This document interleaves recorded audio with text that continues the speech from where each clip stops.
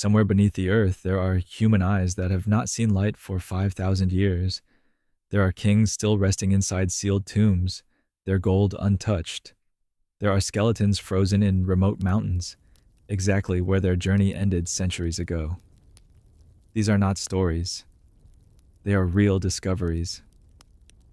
In this video, we will quietly explore the ancient objects, forgotten tombs, and preserved human remains that reveal what was left behind when entire lives faded into history. The artificial eye of Shahr-i Sokhta, Iran. In the far southeastern region of Iran, near the quiet borderlands where desert and sky seem to meet without interruption, there lies the remains of an ancient city. Today, it appears as a series of low, weathered mounds rising gently from the earth. The ground is pale and dry, shaped by wind that has passed over it for thousands of years. Nothing immediately reveals the depth of human life that once existed here. There are no towering walls or standing monuments, only subtle traces that blend naturally into the surrounding landscape. This place is known as Shahr-i Sokhta, the burnt city. Long before the desert became so still, this region was sustained by water. The Helmand River flowed nearby, and its presence allowed human communities to settle, grow, and remain in one place for generations. What is now dry and silent was once part of a living environment where people built homes, worked with their hands, and moved through their daily routines with quiet purpose.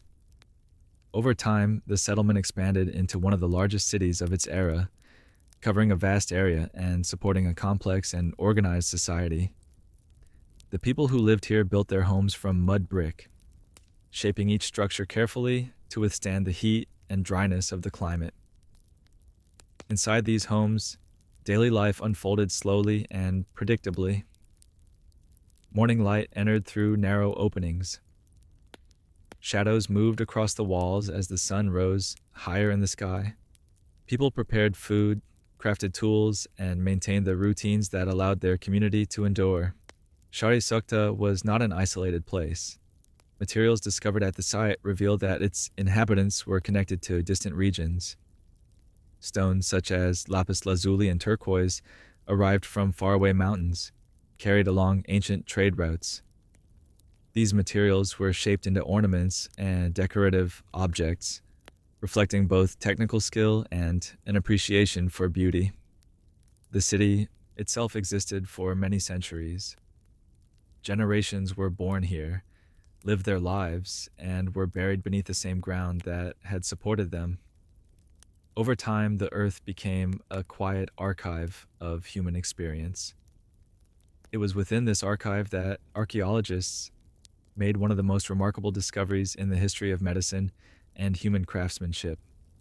In 2006, during careful excavation of the city's cemetery, researchers uncovered the skeleton of a young woman. Her body had been placed with intention, laid to rest in a grave that had remained undisturbed for nearly 5,000 years.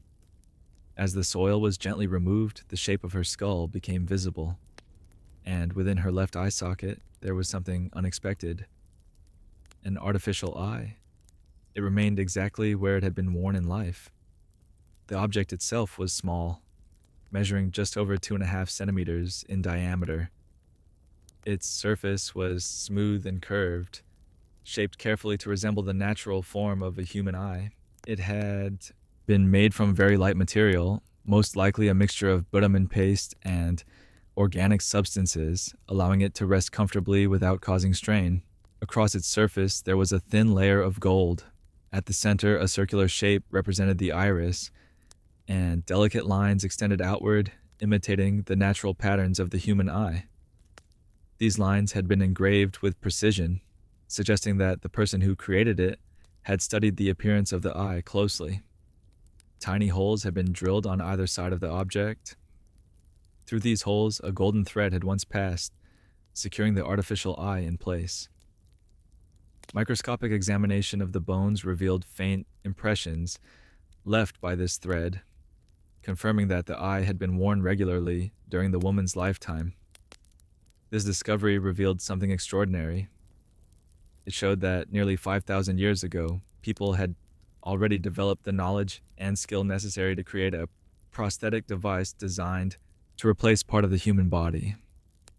The woman who wore it was around 30 years old at the time of her death. Her skeleton indicated that she had lived a physically active life, participating fully in the daily routines of her community. She stood taller than most women of her time, reaching a height of approximately 1.82 meters. At some point in her life, she lost her natural eye. The exact cause is unknown. It may have been the result of injury, illness, or infection. In ancient environments, such conditions were often difficult to treat, and permanent loss was common. But what followed reveals something deeply human. Someone chose to create a replacement. The process required patience and careful observation. The maker needed to understand the shape of the eye, the materials that could be shaped and hardened, and the method needed to secure it in place safely. The result was not only functional, but realistic enough to restore the natural appearance of the face. This artificial eye is now recognized as the oldest known ocular prosthesis ever discovered. Its existence reveals that the people of Shahr-i Sokhta possessed knowledge that extended beyond basic survival. They understood anatomy, they understood materials, and they understood the importance of restoring what had been lost. Life in the burnt city continued for many centuries. People worked with clay, metal, and stone, creating objects that served both practical and personal purposes. Archaeologists have discovered evidence of early brain surgery at the site, indicating that medical intervention was already being practiced with surprising precision. They also found tools used for weaving textiles, decorative jewelry, and even one of the earliest known board games, showing that daily life included creativity, leisure, and social interaction. These discoveries reveal a society that was thoughtful and observant, capable of adapting to challenges through knowledge and craftsmanship, but over time the environment began to change. The river that had sustained the city gradually shifted its course. Water became less reliable. Without consistent access to water, sustaining a large population became increasingly difficult. Slowly, people began to leave. Homes were abandoned. Workshops fell silent. The city that had once been filled with life became quiet. Wind moved across its empty spaces. Dust settled into its structures. The desert reclaimed the land. For thousands of years, the burnt city remained undisturbed. Beneath the surface, the artificial eye remained where it had been placed, preserved by the dry stability of the environment. When archaeologists finally uncovered it, they revealed not only an object, but a moment of human adaptation that had survived across millennia. Today, the ruins of Shahr-i Sokhta remain still beneath the open sky. The desert continues its slow and steady movement, unchanged by the passage of human time. The artificial eye now, preserved and studied, offers a quiet connection to the life of the woman who once wore it. It reminds us that even in the earliest cities, people responded to loss with creativity and care, using the knowledge they possessed to restore continuity to their lives. And in the silence of the burnt city, that quiet act of creation continues to endure. It's for Great Lyre of Iraq. In the southern plains of modern Iraq, where the land stretches wide beneath an open and quiet sky, there once stood one of the most important cities of the ancient world. This was a place where human life gathered in great numbers more than 4,000 years ago. Today, its remains rest as low, weathered ruins rising gently from the earth, shaped by wind and time. The ground is dry, and the air carries a stillness that has settled gradually over many centuries. Long ago, this land was very different.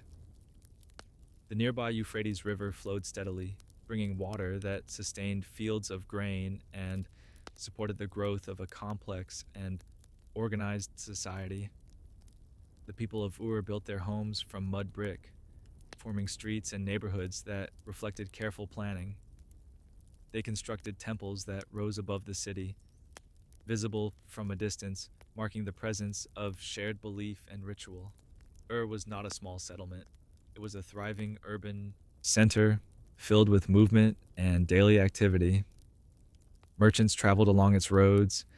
Craftsmen shaped metal, wood, and stone into objects, both practical and beautiful. Families lived within enclosed courtyards, protected from the heat of the sun. The city existed as part of a wider network of early civilizations, connected through trade and communication. Within this environment of structure and continuity, music held a quiet but important place. Music was present during ceremonies, rituals, and moments of gathering.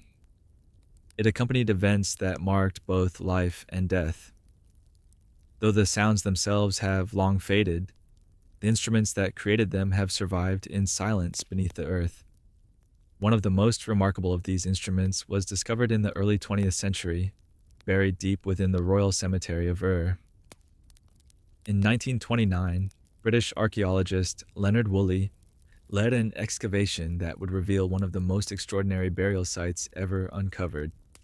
The Wat cemetery contained the graves of individuals who had lived during the early dynastic period, around 2600 BCE. These were not ordinary graves. They belonged to people of high status, buried with objects that reflected their importance within society. Among these objects, Woolley and his team uncovered something that immediately drew attention.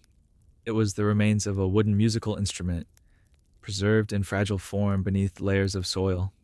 Though much of the wood had decayed over time, the decorative elements remained intact, allowing archaeologists to understand its original shape and appearance.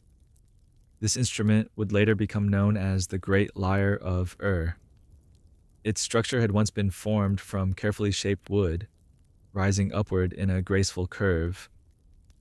The front of the lyre was adorned with one of its most distinctive features, a sculpted head of a bull, crafted from gold.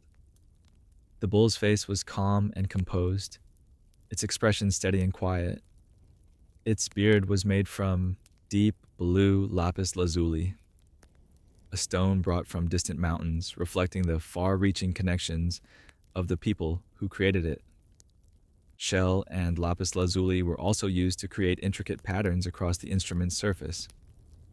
These materials had been arranged with precision, forming scenes that depicted animals and human figures engaged in activities that carried symbolic meaning. Even in silence, the lyre conveyed presence. This was not an ordinary instrument created for casual use. Its materials and craftsmanship reflected care, patience, and intention. It had been made for someone of importance, someone whose life and burial carried meaning within the structure of the city. The lyre had been placed within a royal grave, alongside other objects that accompanied the deceased into death.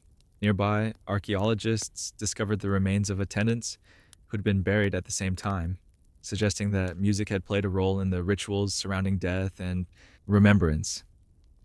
At some point in the distant past, this instrument had been played by human hands. Fingers would have moved across its strings, creating vibrations that filled the air with sound. Those sounds would have traveled outward, reaching the ears of people gathered nearby. The music may have been slow and deliberate, matching the rhythm of ceremony, or it may have been part of quieter moments, offering comfort and continuity within daily life. The exact melodies are lost to time. No written record preserves the specific sounds that once came from this instrument, but the lyre itself remains, offering evidence that music was part of human experience, even in the earliest cities. The presence of lapis lazuli on the instrument reveals something important about the people of Ur. This stone does not exist naturally in southern Iraq. It was transported from regions far to the east, most likely from what is now Afghanistan. Its presence on the lyre shows that the city was connected to distant lands through trade routes that allowed materials and ideas to travel across great distances. Gold, too, required careful extraction and shaping. Its use on the lyre reflects both technical knowledge and the value placed on beauty and symbolism. The bull's head itself carried meaning within the culture of ancient Mesopotamia. Bulls were associated with strength, stability, and divine presence. By placing the image of a bull at the front of the instrument, Its creators may have intended to give it symbolic significance beyond its function as a musical device. It existed not only to produce sound, but to carry meaning. The royal cemetery of Ur contained multiple lyres, each with its own variations in decoration and structure. Together, they reveal that music was not rare or accidental. It was integrated into the rituals and ceremonies that shaped the lives of the people who lived there. The musicians who played these instruments would have been skilled individuals. Familiar with the structure and sound of the lyre, they would have understood how to create tones that carried emotion and meaning. Their role within society would have been recognized, especially during moments of ceremony and transition. The Great Lyre of Ur represents one of the earliest surviving examples of such an instrument. Its discovery allows us to understand that music was already developed as a structured and intentional part of human culture more than 4,000 years ago. Over time, the city of Ur experienced change. Environmental shifts, political developments, and the movement of populations gradually altered its role within the region. The structures that once stood tall began to weaken. Walls collapsed. Streets became covered with layers of dust. The city slowly became quiet. The lyre remained buried within the grave where it had been placed, protected by the stability of the earth. Its materials endured even as the world above it changed. When archaeologists uncovered it thousands of years later, they revealed not only an object, but a connection to the soundscape of an ancient civilization. The Devil's Codex of Kolbrin. There are some books that exist quietly, preserved in libraries and archives, studied carefully by historians who understand their origins. And then there are books that seem to exist at the edge of certainty, appearing suddenly in the modern world without a clear beginning. Their pages carry stories that feel older than their physical form, and their survival raises questions that do not always have simple answers. One such book is known as the Kolbrin Codex. It is often described as a collection of ancient writings, a compilation of texts that some believe originated thousands of years ago. According to later editions and interpretations, the Kolbrin is divided into multiple sections, including writings said to come from Egyptian scholars and Celtic priests, preserving spiritual teachings, historical accounts, and observations of the natural world. Unlike many ancient manuscripts, the Kolbrin does not exist as a single original volume resting safely in a museum. Instead, its story is tied to fragments, copies, and traditions that claim to have survived destruction. One of the most frequently repeated accounts describes its survival during the burning of Glastonbury Abbey in England in the year 1184. According to this tradition, certain manuscripts were rescued from the fire before they could be completely destroyed. These texts were later preserved and copied, becoming part of what would eventually be known as the Kolbrin. The idea of a book surviving fire carries a quiet sense of fragility. Fire has always been one of the greatest threats to written knowledge. Entire libraries have vanished in moments, their contents lost forever. And yet occasionally, something survives. A few pages escape the flames. A fragment remains. The Kolbrin is said to be one of those survivors. Its contents are unusual. The text includes teaching about morality, reflections on human existence, and descriptions of events that blend spiritual and historical themes. Some passages describe ancient civilizations and their struggles, offering perspectives that differ from conventional historical narratives. Other sections contain warnings about natural cycles and celestial events, suggesting that ancient observers carefully watched the sky and recorded what they saw. These writings reflect a worldview shaped by close observation of nature, combined with philosophical interpretation. The structure of the Kolbrin suggests that it was not written by a single author. Instead, it appears to be a collection assembled over time, with contributions from different traditions. Some parts are attributed to Egyptian sources, while others are associated with early Celtic writers.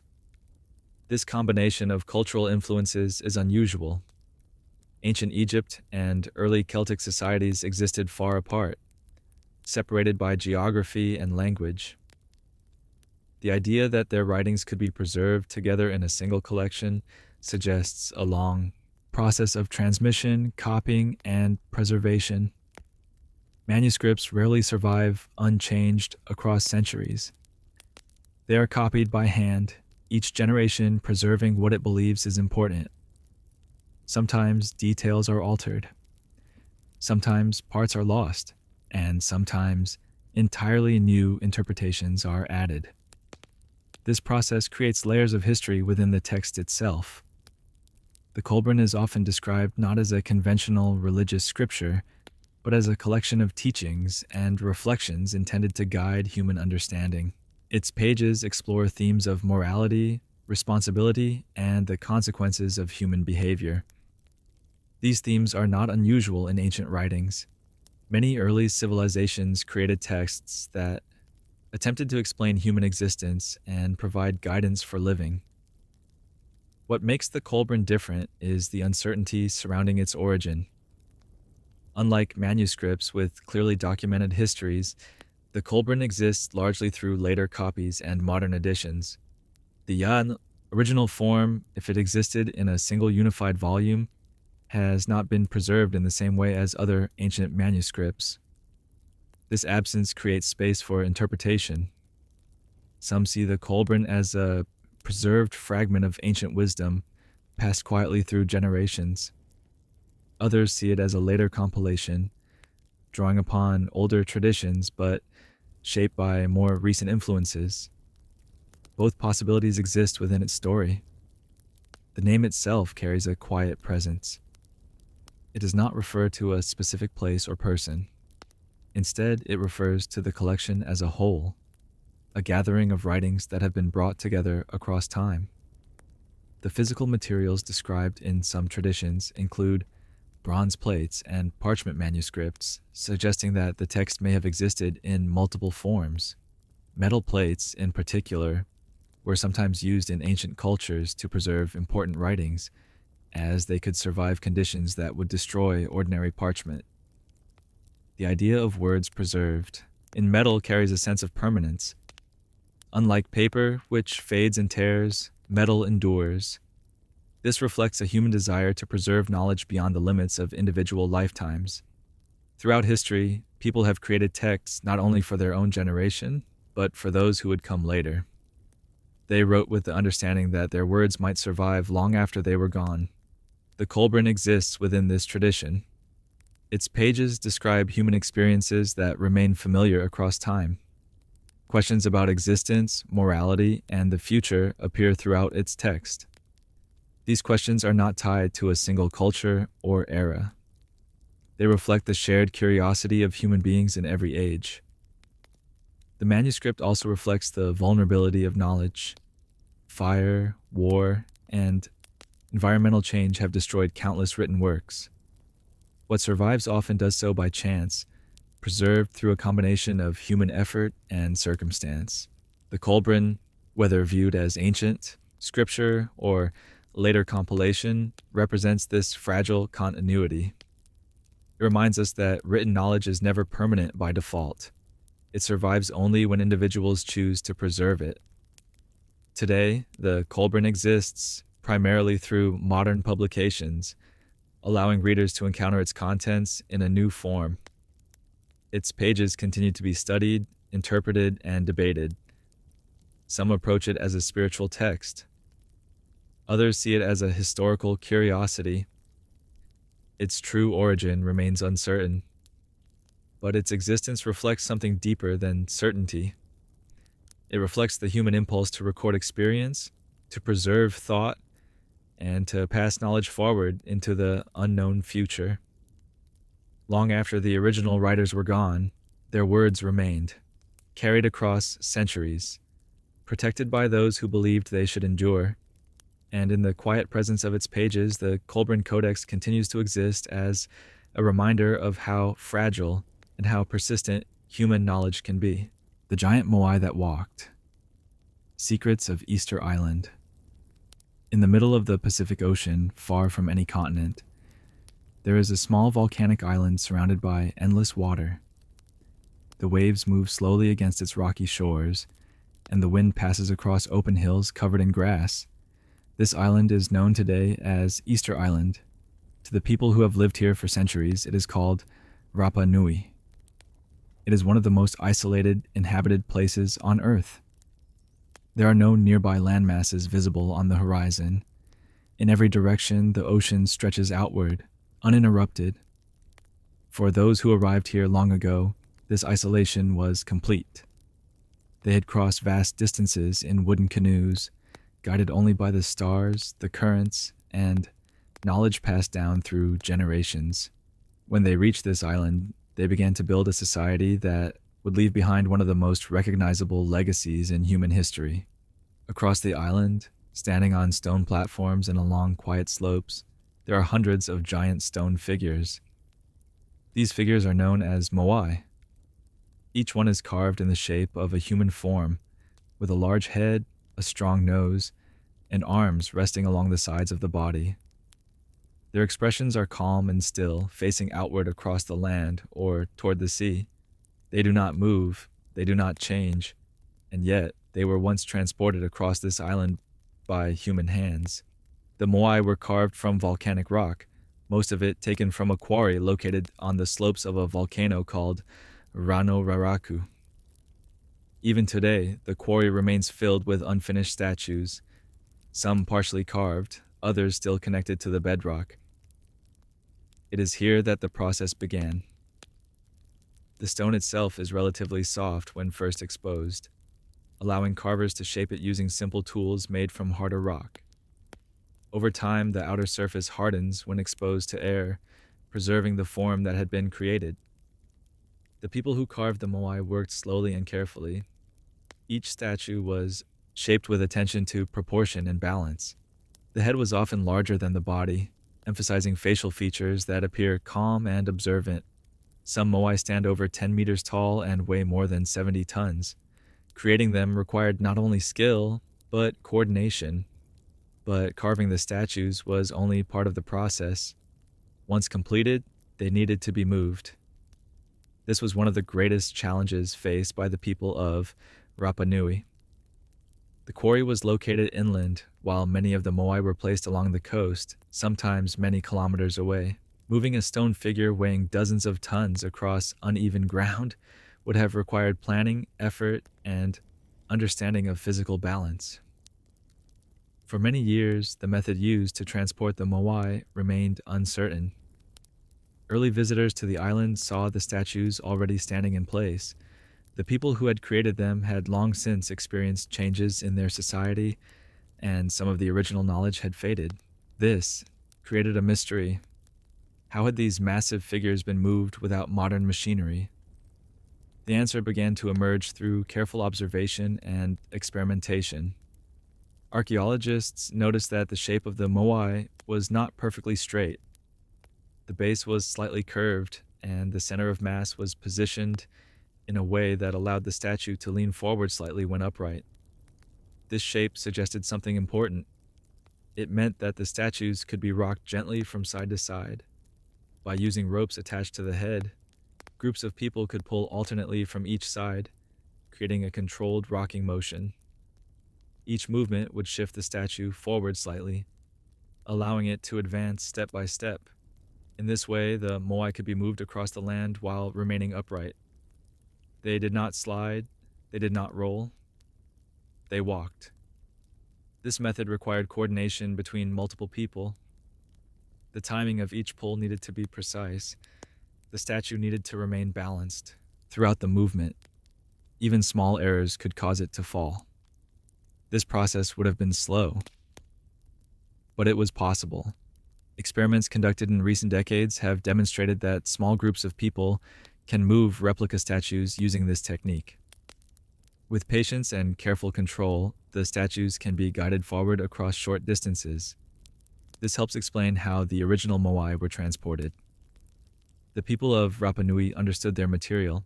They understood weight, balance, and movement. They used knowledge gained through experience, passed from one generation to the next. The placement of the moai also carried meaning. Many statues were positioned on ceremonial platforms called ahu. These platforms were built from carefully arranged stone, creating stable foundations that elevated the statues above the surrounding ground. From these positions, the moai faced inward, toward the island's interior. They did not look toward the sea, they looked toward the people. This orientation suggests that the statues represented important individuals, possibly ancestors or leaders. Their presence served as a reminder of those who had come before, maintaining a connection between the living and the past. The act of carving and moving the moai was not simply technical, it was cultural. It reflected shared belief, shared effort, and shared identity. Each statue required the work of many individuals. Quarry workers shaped the stone. Transport teams guided it across the land. Builders prepared the platforms. The final raising of the statue required careful coordination. This process connected the community. It gave physical form to memory. Over time, hundreds of moai were created across the island. Their presence transformed the landscape, marking locations of importance and preserving the legacy of those they represented. But eventually, this period of construction came to an end. Environmental changes, resource limitations, and social shifts altered the structure of the society that had created the statues. Some moai were left unfinished in the quarry, others were no longer maintained. Gradually, the knowledge of their original movement became less certain. When European visitors arrived in the 18th century, they encountered the statues already standing in silence. The people of Rapa Nui still lived on the island, but their society had changed from what it had been centuries earlier. The statues remained. They had endured wind, rain, and time.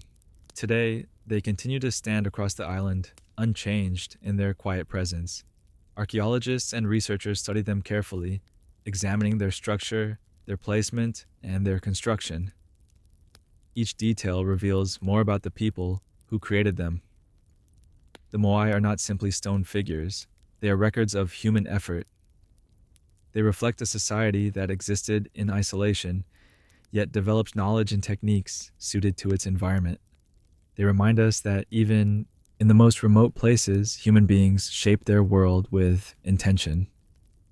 As the sun rises over Easter Island, light moves slowly across the surface of the statues. Shadows shift across their faces. The wind passes quietly around them. They remain where they were placed long ago, still, balanced, and silent, holding their position beneath the open sky, just as they have for centuries. The forgotten tomb of the Lady of Tsao, Peru's tattooed priestess. Along the northern coast of Peru, where the Pacific Ocean meets a dry and quiet desert, there rises a series of ancient pyramids built from earth and clay. These structures stand not as sharp peaks, but as wide, layered platforms, shaped carefully by human hands more than 1,500 years ago. The surrounding land is dry, and the wind moves slowly across the surface, carrying grains of sand that have settled here over centuries. This place is known as El Brujo, a name given to the archaeological complex long after its original builders were gone. Beneath its weathered surfaces, the site preserves the memory of a civilization that once lived with order, ceremony, and belief. The people who built these pyramids belong to the Moche culture. The Moche lived along this coast between approximately 100 and 800 CE. They did not leave behind written language in the form of texts, but they expressed their world through other means. Their pottery carried detailed images of human figures, animals, rituals, and symbols. Their architecture reflected planning and structure. Their ceremonies connected leadership with spiritual authority. For many years, archaeologists believed that leadership within the Moche culture was held primarily by men. This assumption was based on earlier discoveries, where male figures appeared prominently in ceremonial art and burial sites. But in 2005, a discovery at El Brujo quietly changed that understanding. Archaeologists working at one of the pyramids, known as Huacachao Viejo, uncovered a sealed burial chamber deep within the structure. The chamber had remained undisturbed for more than 15 centuries. Its walls protected what lay inside from the passage of time. As the excavation progressed, layers of earth were carefully removed. Each movement was slow and deliberate, preserving the fragile materials that had survived within the chamber. Inside, they found the preserved remains of a young woman. She had been placed in the tomb with great care. Her body had been wrapped in layers of fine cloth, forming a bundle that protected her form. Surrounding her were objects that reflected importance: ceremonial weapons, jewelry, and symbolic items crafted with precision. This was not an ordinary burial. This was the tomb of someone who had held great authority. She would come to be known as the Lady of Cow. Her body had been naturally preserved by the dry desert environment, allowing archaeologists to study details that rarely survive across such long periods of time. Her skin, though aged and fragile, still carried visible markings. She had tattoos. These tattoos covered parts of her arms, hands, and legs. The designs included patterns of snakes, spiders, and geometric shapes, applied with intention and precision. Each symbol likely carried meaning within the belief system of the Moche people. The tattoos were not decorative alone. They reflected identity. In many ancient cultures, tattoos were associated with spiritual roles, marking individuals who held positions connected to ritual and ceremony. The presence of these markings suggested that the Lady of Chow had not been only a member of society, but someone with specific responsibility. Her burial confirmed this. She had been placed alongside ceremonial objects, including a mace and spear throwers, items traditionally associated with authority and leadership. These objects were not symbolic additions placed randomly. They reflected her role during her lifetime. She had held power. Further examination of her remains provided additional insight. She had died at a young age, estimated to be in her early 20s. Despite her youth, the complexity of her burial indicated that she had already achieved significant status within her society.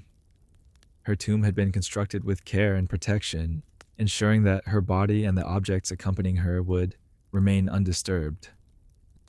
The pyramid that held her burial was itself a place of ceremony.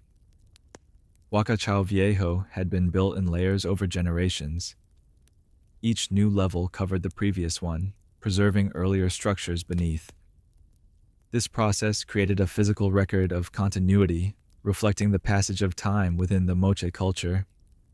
The placement of her tomb within this structure connected her directly to this ceremonial tradition. Her position suggests that she had served as a priestess or spiritual leader, someone responsible for guiding rituals that connected her community to their beliefs and environment. The Moche culture existed in a landscape shaped by both abundance and uncertainty. The nearby ocean provided food through fishing, while rivers supported agriculture in an otherwise dry environment. But these resources required careful management. Seasonal changes and environmental conditions could alter the balance between stability and hardship. Spiritual leaders played an important role in maintaining this balance. They conducted ceremonies intended to ensure continuity, to maintain harmony between people and the forces they believed shaped their world. The Lady of Chow lived within this structure of belief. Her tattoos, her burial, and the objects placed beside her all reflect her connection to these practices. Her discovery also changed modern understanding of Moche society. Before her tomb was uncovered, many scholars believed that positions of highest authority were limited to men.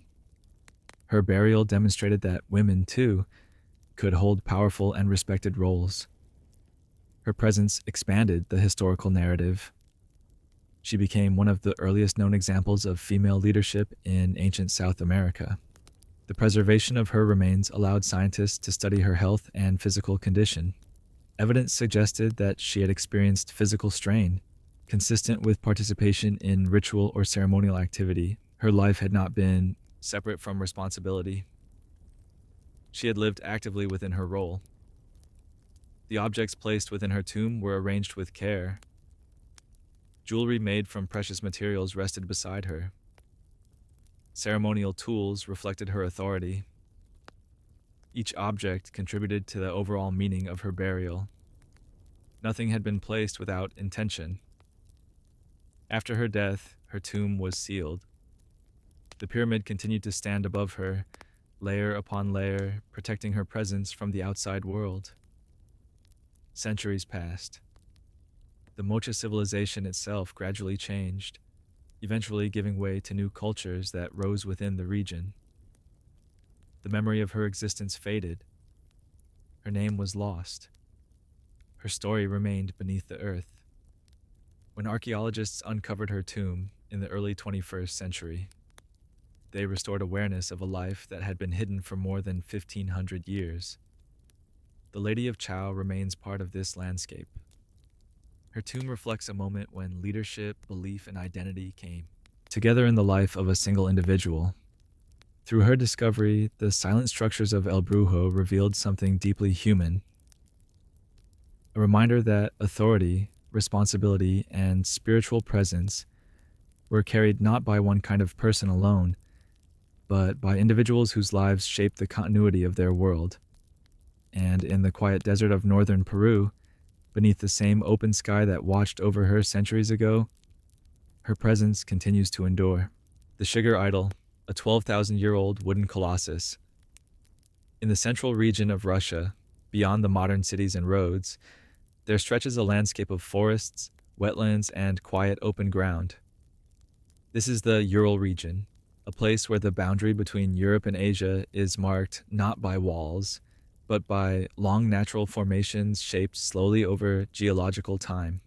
The air here is cool for much of the year, and the land carries a sense of stillness, especially in the low wetlands where water gathers and remains undisturbed.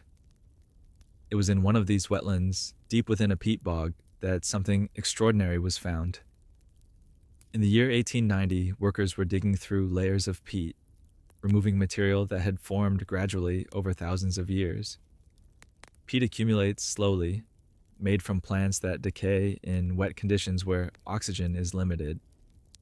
Because of this environment, organic materials that would normally decompose can sometimes remain preserved. As the workers dug deeper, they began to uncover pieces of carved wood. At first, the fragments appeared separate and incomplete. But as more pieces emerged, it became clear that they belonged to a single structure. Archaeologists were called to examine the discovery, and over time, they carefully assembled the fragments together. What emerged was something unlike anything previously known. It was a tall wooden figure, carved from the trunk of a large tree. When fully reconstructed, it stood over 5 meters in height. Its surface was covered with carved patterns, lines, shapes, and faces arranged vertically along its length. This object would become known as the Shigar idol. The idol had been created long before the invention of metal tools, long before agriculture had fully transformed human societies. Scientific dating revealed that the wood itself was approximately 12,000 years old, placing its creation near the end of the last ice age. This means it was carved at a time when much of the world was still adjusting to warming temperatures after thousands of years of cold. The people who created the Shigar idol lived in a very different environment from the one we know today. They were hunter-gatherers, moving through forests and wetlands in small groups. Their lives were shaped by seasonal cycles, by the movement of animals, and by the availability of plants and water. They did not build cities, they did not leave written records, but they left this. The idol itself is made from a single tree trunk, shaped carefully using stone tools. Its surface carries geometric carvings that form repeating patterns. These lines are precise and deliberate, arranged in ways that suggest meaning rather than decoration alone. Along the upper section of the idol, there is a carved face. The face is simple yet expressive. Eyes are formed by shallow depressions. A nose extends downward in a straight line. The mouth is quiet and still. Additional faces appear further down the length of the figure, each one slightly different but connected within the same vertical structure. These faces do not appear randomly. They are positioned with intention. The patterns between them create divisions, separating different sections of the figure. Each section may have represented something understood by the people who created it, perhaps stories, beliefs, or symbolic meanings connected to their world. The exact meaning of these carvings remains unknown, but their presence reveals something important. They show that the people who lived 12,000 years ago were not focused solely on survival. They created objects that carried symbolic and cultural meaning. They invested time and effort into shaping wood into a form that would endure. The environment of the peat bog played a crucial role in preserving the idol. Normally, wood exposed to air and moisture would decay quickly, but the conditions within the bog limited exposure to oxygen, slowing the process of decomposition. This allowed the idol to survive long after the people who created it were gone. Without this preservation, it would have disappeared completely. The size of the idol suggests that it was meant to stand upright, visible within its environment. It may have been placed in a location that held importance for the people who lived nearby. Perhaps it marked a gathering place. Perhaps it served as part of ritual or belief. Its vertical form connects earth and sky, rising from the ground in a way that draws the eye upward. The effort required to create it would have been significant. Stone tools do not cut wood quickly. Each carving would have required repeated movement, shaping the surface slowly. The patterns would have taken time to complete. This was not a task done in a single moment. It was a process that unfolded gradually. This reflects intention. The people who created the sugar idol chose to invest their time into something that extended beyond immediate survival. They created something meant to remain. Scientific study of the idol has revealed additional details. The growth rings within the wood show that the tree itself had lived for many years before it was cut. This suggests that the creators selected a mature tree, one large enough to support the form they intended to create. They understood their material. They understood its structure and strength. The idol connects us to a period of human history that is rarely preserved in such direct form. Most objects from this time were made from organic materials that did not survive. Wood, plant fibers, and animal products normally decay completely over thousands of years. But here, the environment protected something fragile. It allowed a human creation to endure across 12 millennia. Today, the Shigur idol is preserved carefully within a museum, protected from exposure that could damage its surface. Its carved patterns remain visible, allowing researchers to study the techniques used in its creation. Its presence continues to raise questions. What did it represent? What did its creators see when they looked at it? What meaning did it carry within their lives? These questions may never have complete answers, but the idol itself remains as evidence. It shows that even in the earliest periods of human history, people created objects that carried symbolic meaning. They shaped their environment not only for shelter and survival, but for expression and identity. The wetlands where it was found remain quiet today. Water gathers slowly.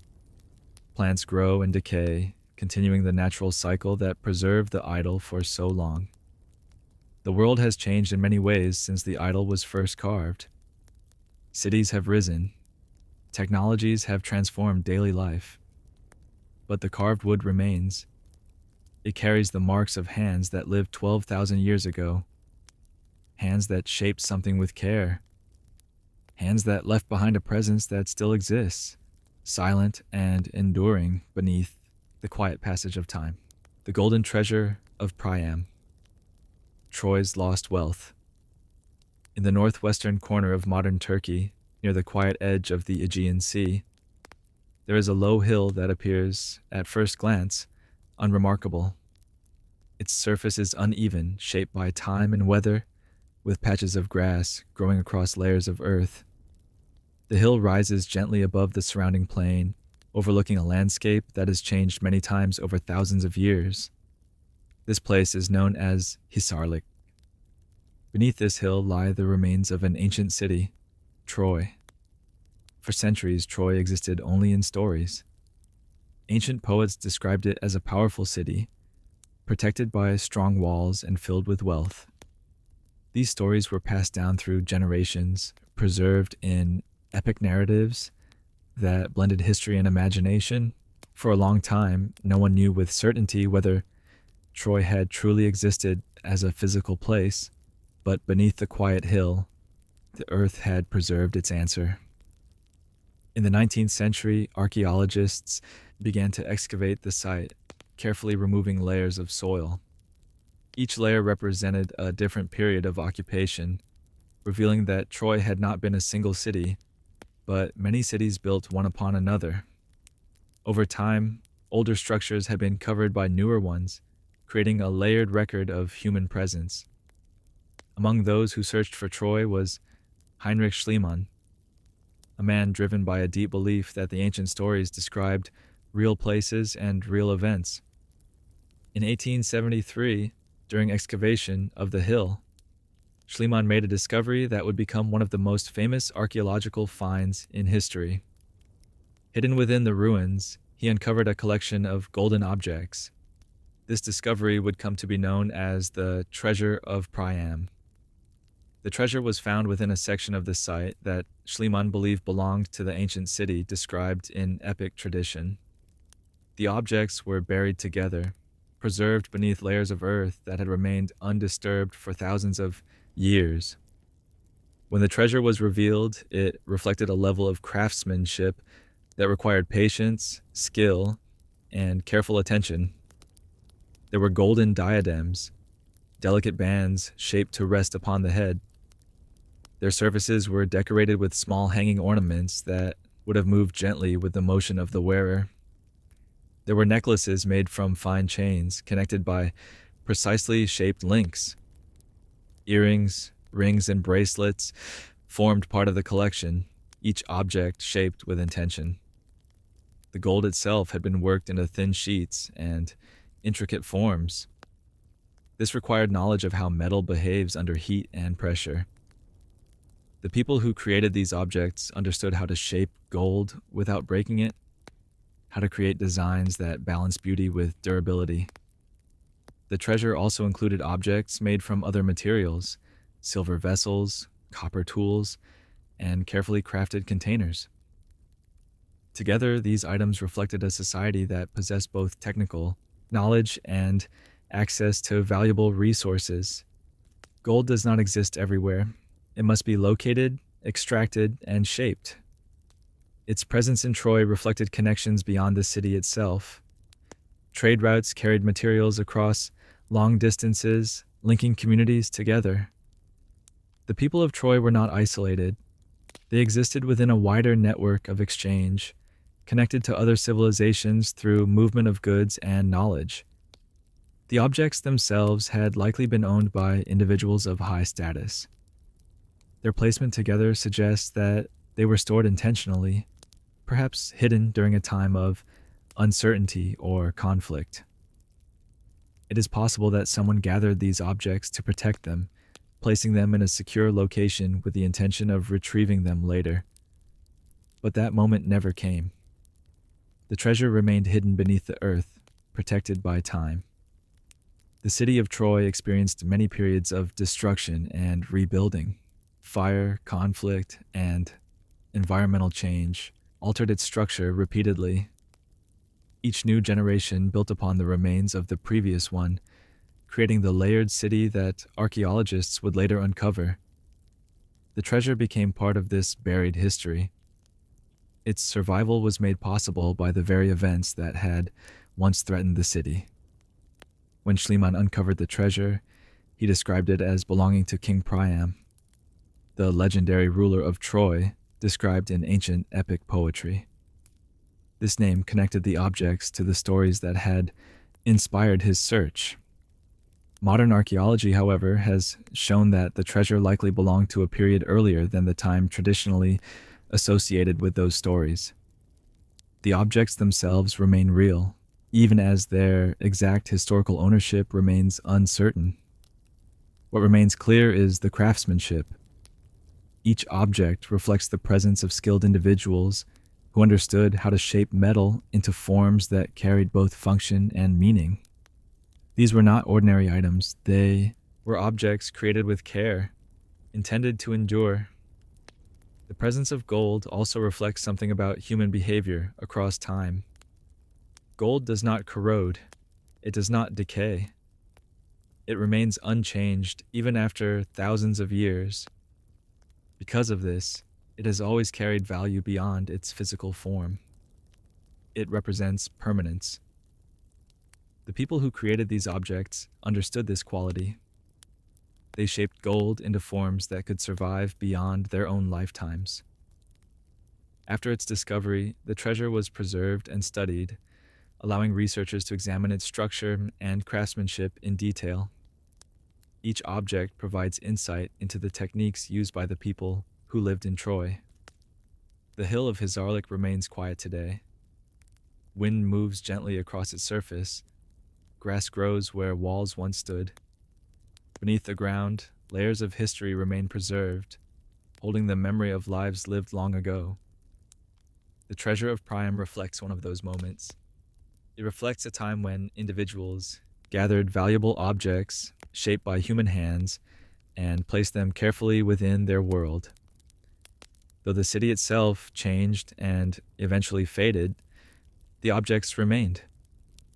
They endured beneath the earth, protected by silence.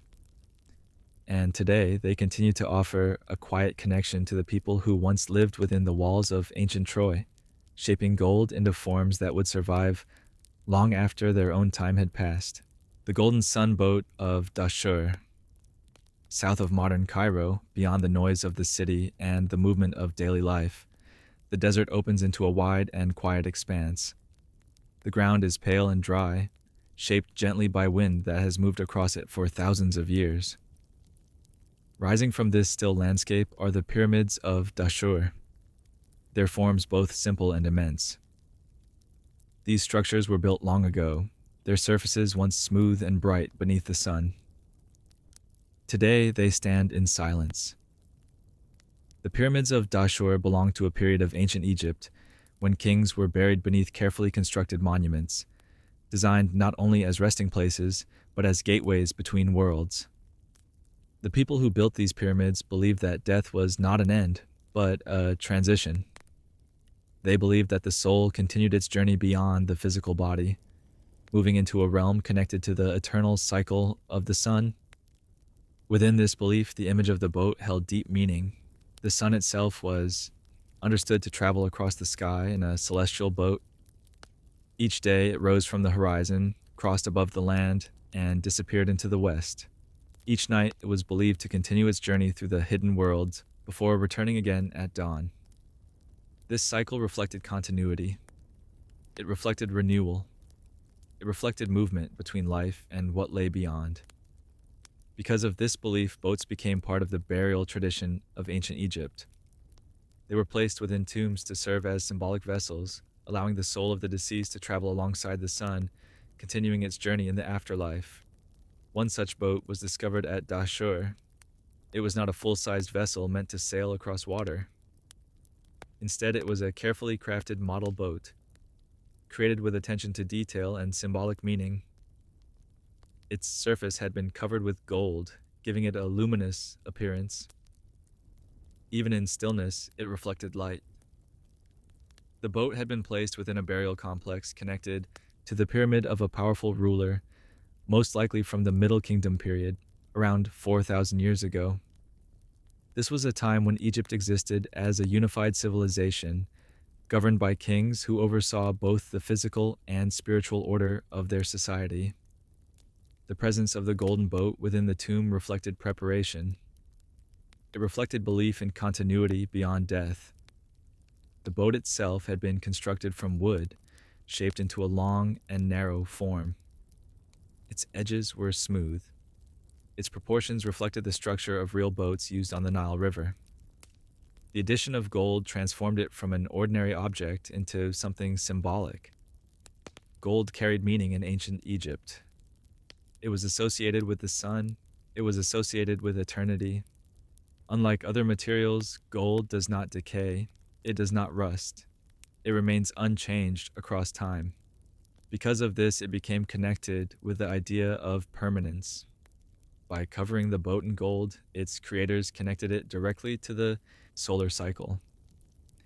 They created an object meant not for water, but for eternity. The tomb in which it was placed had been sealed carefully. Stone blocked the entrance. Sand gradually covered the structure, protecting what remained inside. For thousands of years, the boat remained in darkness. Above it, the desert continued its slow movement. Wind passed across the pyramids. The Nile River flowed nearby, unchanged in its rhythm. Civilizations rose and fell. But beneath the surface, the golden boat remained. When archaeologists uncovered it, they revealed something fragile and deeply meaningful. Though the wood had aged, its structure remained intact. The gold still reflected light, just as it had when it was first placed within the tomb. Its presence offered insight into the beliefs of the people who created it. They did not see death as disappearance. They saw it as continuation. The boat represented the journey that followed. Ancient Egyptian tombs were carefully prepared environments. Every object placed within them carried purpose. Food, tools, jewelry, and symbolic items were included to support the soul in its transition. The golden boat belonged to this tradition. It was not placed randomly, it was placed with intention. The people who created it understood the structure of boats used in daily life. They understood how wood could be shaped and joined. They understood how gold could be applied to create a surface that reflected light. They brought this knowledge together to create something that existed between practical craft and symbolic meaning. The desert environment played a crucial role in preserving the boat. Dry conditions slowed the process of decay. Sand protected the tomb from disturbance. This allowed fragile materials to survive long after their creators were gone. Without this protection, the boat would have disappeared. The pyramids of Dashur remain part of the larger landscape of ancient Egypt. They stand at the edge of the desert, marking the presence of a civilization that existed with deep connection to both earth and sky. The golden boat reflects this connection. It reflects the belief that existence continued beyond physical life. It reflects the human desire to prepare for what could not be seen. Today, the boat is preserved carefully, studied by those who seek to understand the past. Its form remains quiet and still. It no longer serves the purpose it was created for, but it continues to carry meaning. It connects the present to a moment thousands of years ago, when individuals shaped wood and gold into a vessel meant to travel beyond the visible world. The desert around Dashur remains unchanged in its quiet presence. The pyramids continue to rise from the earth, and the golden boat, preserved across thousands of years, remains as a reminder of a belief that saw the journey of existence not as an end, but as a passage into continuity beneath the eternal movement of the sun. The golden throne of Midas, Phrygia's forgotten king. In the heart of modern Turkey, where rolling plains stretch gently beneath a wide and open sky, there lies the ancient land of Phrygia. The landscape here is quiet, shaped by low hills and distant mountains that soften into the horizon. Wind moves slowly across fields of dry grass, and the earth carries the memory of civilizations that lived here long ago. Near the banks of the Sakarya River, there is an archaeological site known as Gordion. Today, it appears as a peaceful place. Low ruins rest beneath the sun, their stones worn smooth by centuries of weather. But thousands of years ago, Gordion was a center of power. It was the capital of the Phrygian kingdom, a place where rulers governed their people and shaped the future of their land. Among these rulers, one name would later become part of legend: Midas. Stories passed down through ancient Greek tradition describe King Midas as a ruler whose touch could turn objects into gold. These stories blended imagination with memory, transforming a real king into a figure of myth. But beneath the legend, there existed a real kingdom, a real city, and real objects created during his time. One of the most important discoveries connected to this kingdom was found not within the city itself, but beneath a great mound of earth. This mound rises gently from the plain, its surface covered with grass and soil. From a distance, it appears natural, but it was built intentionally, layer upon layer, forming a burial place designed to protect something important. This is known as Tumulus MM. It is the largest burial mound at Gordion. When archaeologists began to explore it in the 20th century, they carefully entered the structure through a tunnel, moving slowly to avoid disturbing the fragile environment within. Deep inside the mound, they discovered a wooden chamber that had remained sealed for nearly 3,000 years. Inside the chamber, they found the remains of a man who had been buried with great care. Surrounding him were objects that reflected status and authority. Among these objects was a remarkable piece of furniture, a throne. Though time had altered its surface, its structure remained clear. It had been crafted from wood, shaped with precision and balance. Its form was both functional and symbolic, designed not only as a place to sit, but as a representation of leadership. The throne had once been decorated with materials that reflected wealth and power. Though much of the gold that may have adorned it had been removed or decayed over time, traces remained that revealed its original significance. The presence of such a throne within the burial chamber reflected the identity of the individual buried there. This was not an ordinary person. This was someone who had ruled. The wooden chamber itself had been constructed with remarkable skill. Large wooden beams formed its walls and ceiling, fitted together without metal nails. The builders understood how to shape wood so that it could support weight and remain stable across long periods of time. The dry environment within the mound helped preserve the chamber and its contents. Wood, which would normally decay quickly, survived in fragile but recognizable form. This preservation allowed archaeologists to study the craftsmanship of the Phrygian people in detail. The throne reflected knowledge of balance and proportion. Its surface had been shaped smoothly. Its structure allowed it to support the weight of the person who once sat upon it. It had been more than furniture. It had been a symbol. In ancient societies, the throne represented authority. It marked the presence of leadership. It served as the place from which decisions were made and power was expressed. The individual buried within Tumulus MM is believed by many scholars to have been connected to the royal family of Phrygia. Though it may not have been King Midas himself, it likely belonged to someone very close to him, possibly his father or predecessor. The mound itself required enormous effort to construct. Thousands of workers would have been needed to gather the soil, shape the mound, and build the chamber within it. This effort reflects the importance of the individual buried there. The throne was part of this preparation. It was placed beside the deceased as part of a tradition that recognized continuity beyond death. Objects associated with leadership were included in burial, preserving identity even after life had ended. The Phrygian kingdom existed during a time of growing interaction between cultures. Trade routes connected Anatolia with regions to the east and west. Materials, ideas, and techniques moved between civilizations. The people of Phrygia participated in this exchange, shaping their own culture while remaining connected to a wider world. Gordion itself became known not only for its rulers, but for its craftsmanship.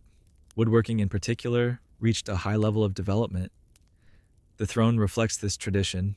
Its creators understood how to select strong wood, how to shape it carefully, and how to assemble it into a stable form. They created something meant to endure. Over time, the Phrygian kingdom experienced change. Political shifts, conflict, and the rise of new powers altered its structure. The city of Gordion continued to exist, but its role gradually diminished. The burial mound remained. Beneath its surface, the throne rested in darkness, protected by layers of earth. For nearly 3,000 years, it remained undisturbed. When archaeologists uncovered it, they revealed not only an object, but a connection to a ruler whose life had shaped the history of his people. Today, the remains of the throne are preserved carefully, allowing continued study. Its fragile wood carries the marks of tools used long ago. It reflects the presence of hands that shaped it, hands that served a king, hands that created an object meant to support authority. The plains of Gordion remain quiet beneath the sky. Wind moves across the grass. The mound rises gently from the earth, unchanged in its form. And beneath its surface, preserved across centuries, the throne of a forgotten ruler remains as a quiet reminder of a time when leadership, craftsmanship, and belief came together in the heart of an ancient kingdom. The tomb of the Silver Pharaoh, Egypt's forgotten burial mystery. In the northeastern Nile Delta of Egypt, where the great river spreads into smaller branches before reaching the sea, there lies the ancient city of Tanis. Today, it is a quiet place. Broken stone columns rest where temples once stood, and fallen blocks lie scattered across the ground. The air is still, and the land carries the soft silence of a city that has long since faded from daily life. Thousands of years ago, Tanis was very different. It was once a royal capital, a place of authority and ceremony. Kings ruled from within its temples and palaces. Priests moved through its sacred spaces, carrying out rituals that connected their world to the divine order they believed governed all existence. But unlike the more famous cities of Egypt, Tanis gradually disappeared from memory. Sand and soil covered its structures. Floodwaters from the Nile shifted the land. Over time, its presence faded beneath the surface. For centuries, the tombs of its rulers remained hidden. In 1939, a French archaeologist named Pierre Montet began excavating the ruins of Tanis. His work was slow and careful, shaped by the understanding that fragile structures might still survive beneath the earth. As he cleared away layers of debris, he uncovered the entrance to a royal burial chamber. Inside, he found something unexpected. The tomb had remained largely undisturbed. This alone was rare. Many royal tombs in Egypt had been opened and looted in ancient times. Precious metals and ceremonial objects had often been removed long before modern archaeology began. But here, much had survived. Within the burial chamber, Montet discovered a series of nested coffins, each one protecting what lay inside. The outer layers were made of stone. Inside them rested coffins shaped carefully to match the human form. At the center was something remarkable. A coffin made of silver. This coffin belonged to a king known as Susanus I. He had ruled Egypt more than 3,000 years ago, during a period known as the Third Intermediate Period.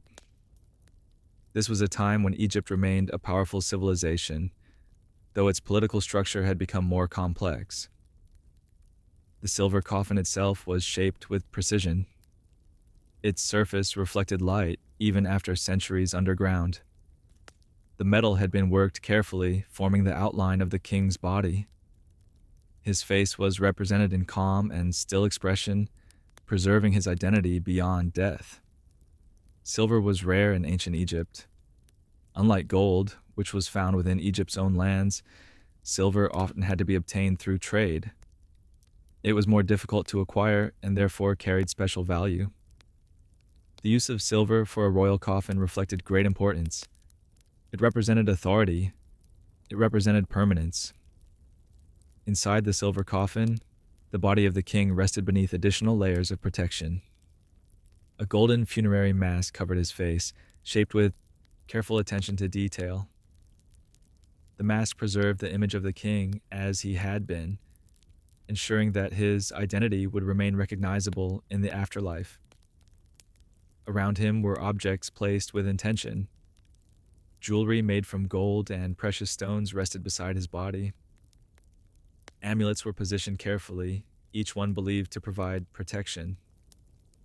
Rings, bracelets, and ceremonial items reflected his status as ruler.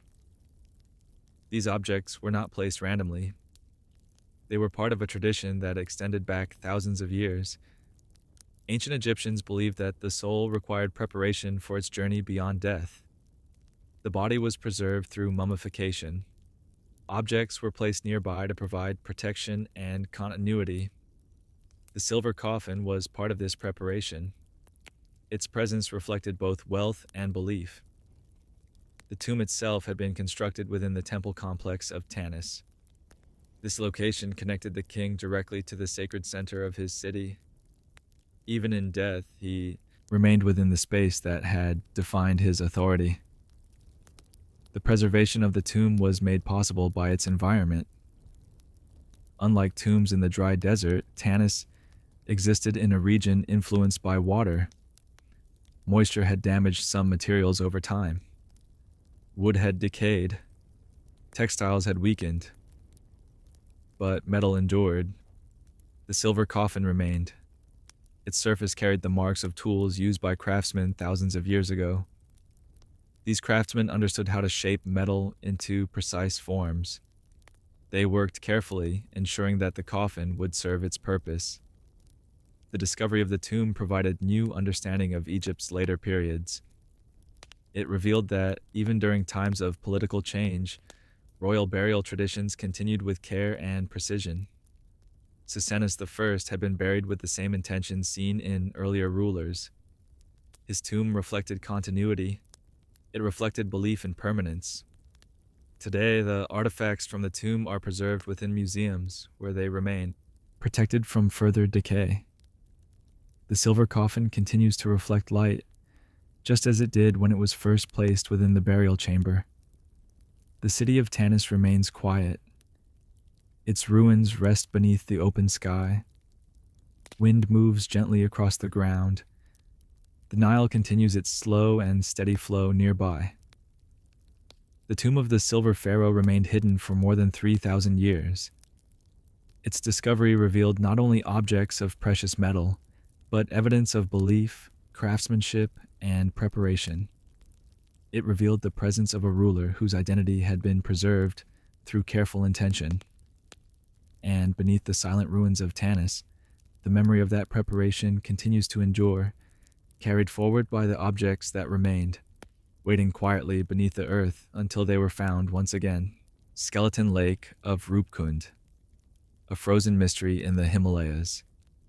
High in the Himalayan mountains of northern India, where the air becomes thin and the land rises into snow-covered ridges, there is a small lake that remains frozen for much of the year. It rests at an altitude of more than 5,000 meters above sea level, surrounded by steep slopes and rocky ground. The sky here often appears close, and the silence is deep, broken only by the sound of wind moving across the mountain face.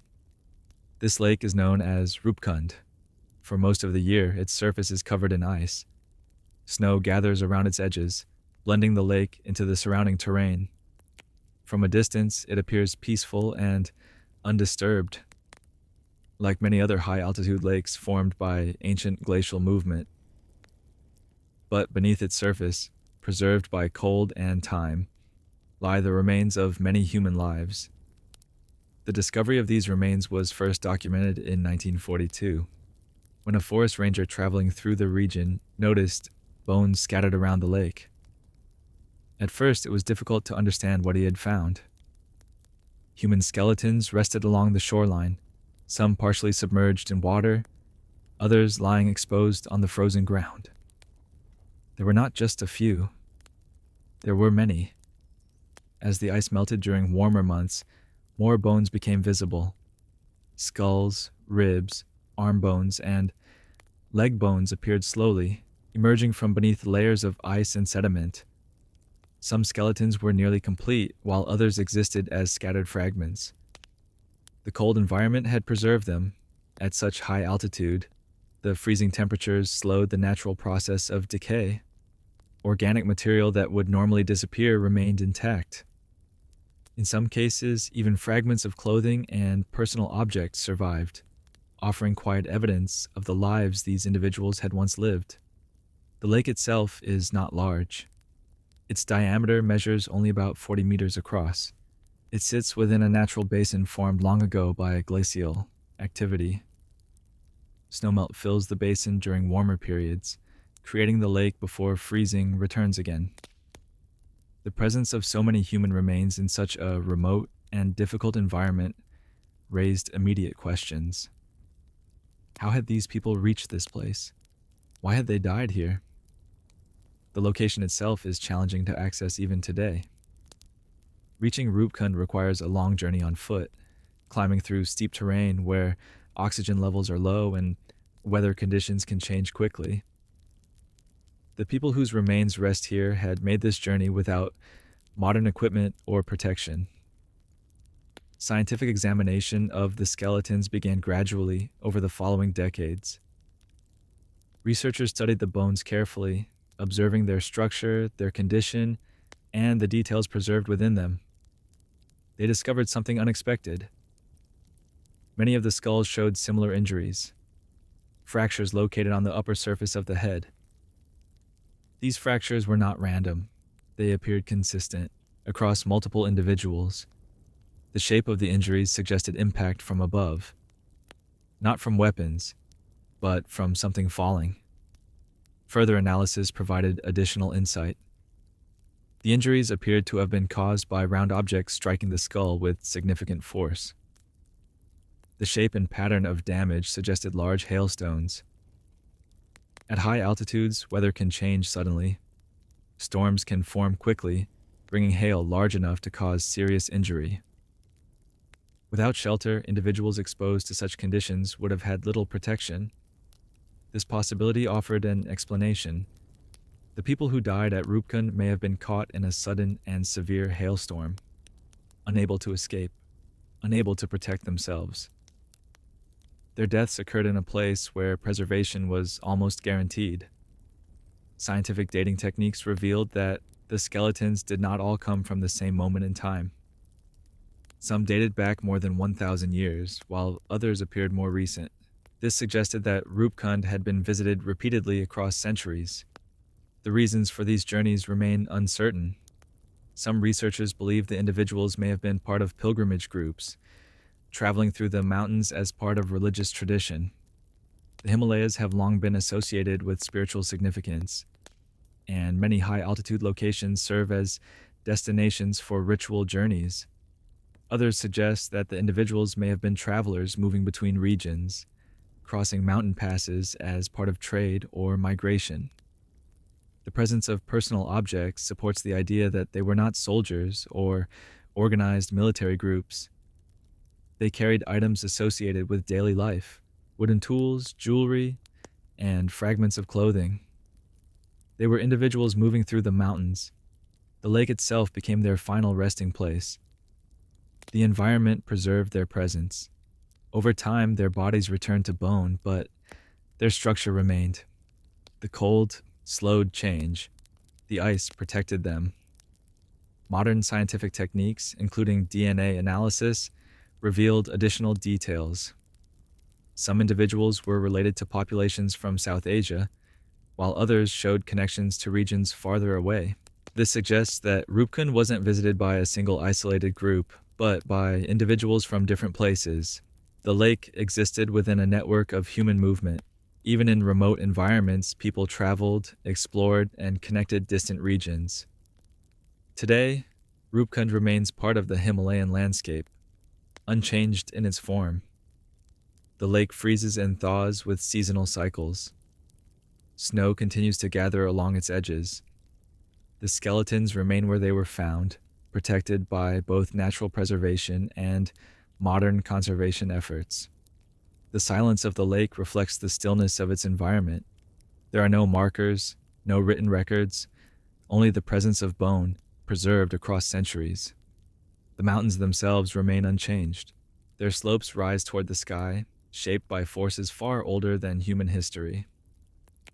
Wind moves across the ridges, ice forms and melts in quiet repetition. Roopkund exists within this natural rhythm. It reflects a moment when human lives intersected with the unpredictability of nature. The individuals who reached this place had their own purposes, their own stories. They walked across the mountain paths, carrying objects shaped by their daily lives. They reached the lake, and there, in the cold silence of the Himalayas, their journey came to an end. The lake preserved their presence, and today, beneath the frozen surface and the open sky, their quiet existence remains part of the landscape, unchanged by the passage of time. The Tomb of the General, Korea's ancient pyramid mystery. In the northeastern edge of China, near the modern border with North Korea, there is a quiet plain surrounded by distant mountains. The land here is calm and open, shaped by gentle slopes and long seasons of wind and cold. Rivers move slowly through the valleys, and the sky stretches wide above the earth. In this peaceful landscape stands a structure that has remained in place for more than 1,500 years. It rises from the ground in the shape of a pyramid. This structure is known as the Tomb of the General. Unlike the pyramids of Egypt, which were built from carefully shaped limestone blocks, this pyramid was constructed using massive granite stones. Each stone was placed with precision, forming a step structure that narrows as it rises. The stones are large and heavy, some weighing several tons, yet they fit together in balanced layers that have remained stable across centuries. From a distance, the tomb appears simple and still. Its surface carries no decoration. Its form speaks through its presence alone. The Tomb of the General was built during the time of the Goguryeo Kingdom, one of the great ancient kingdoms of Korea. This kingdom existed from approximately 37 BCE to 668 CE, covering a vast region that included parts of modern Korea and northeastern China. It was a society shaped by both military strength and cultural development, known for its fortified cities, skilled craftsmen, and organized leadership. The pyramid tomb reflects this strength. It was not built quickly. It required planning, coordination, and labor from many individuals. Each stone had to be cut, transported, and lifted into position. Without modern machinery, this work depended entirely on human effort and knowledge of balance and structure. The builders understood how weight could be distributed. They understood how a stone could endure. The tomb rises to a height of approximately 12 meters, with a base that spreads outward in a wide square. Beneath its surface lies the burial chamber, carefully protected by the layers above it. This chamber was constructed to preserve the remains of the individual buried within.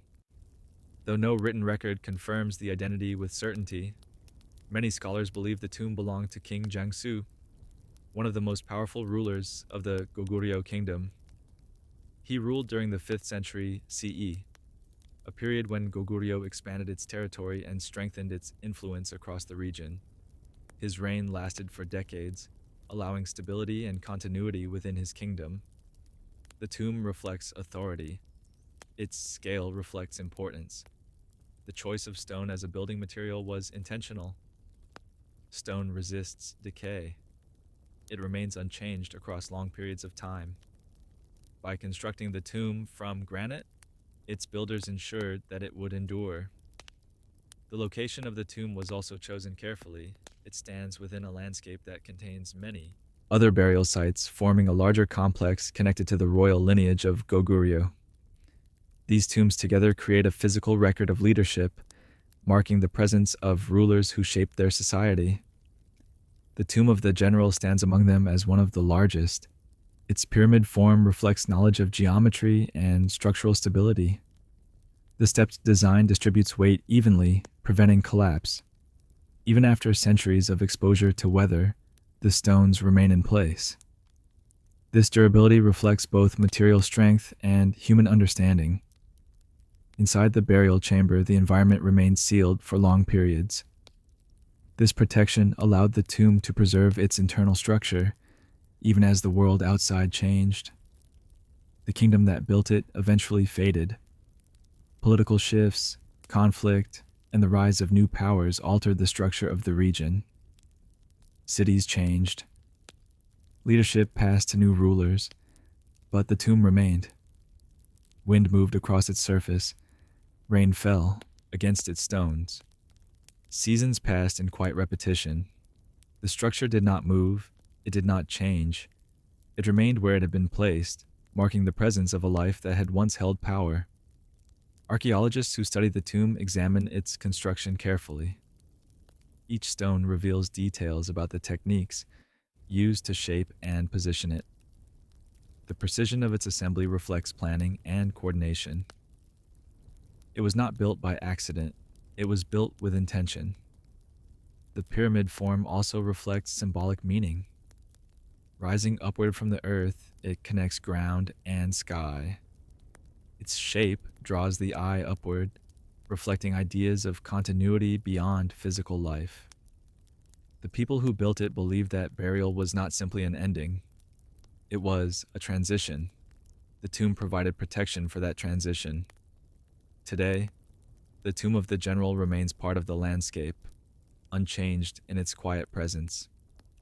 Grass grows between its stones. The surrounding land remains peaceful.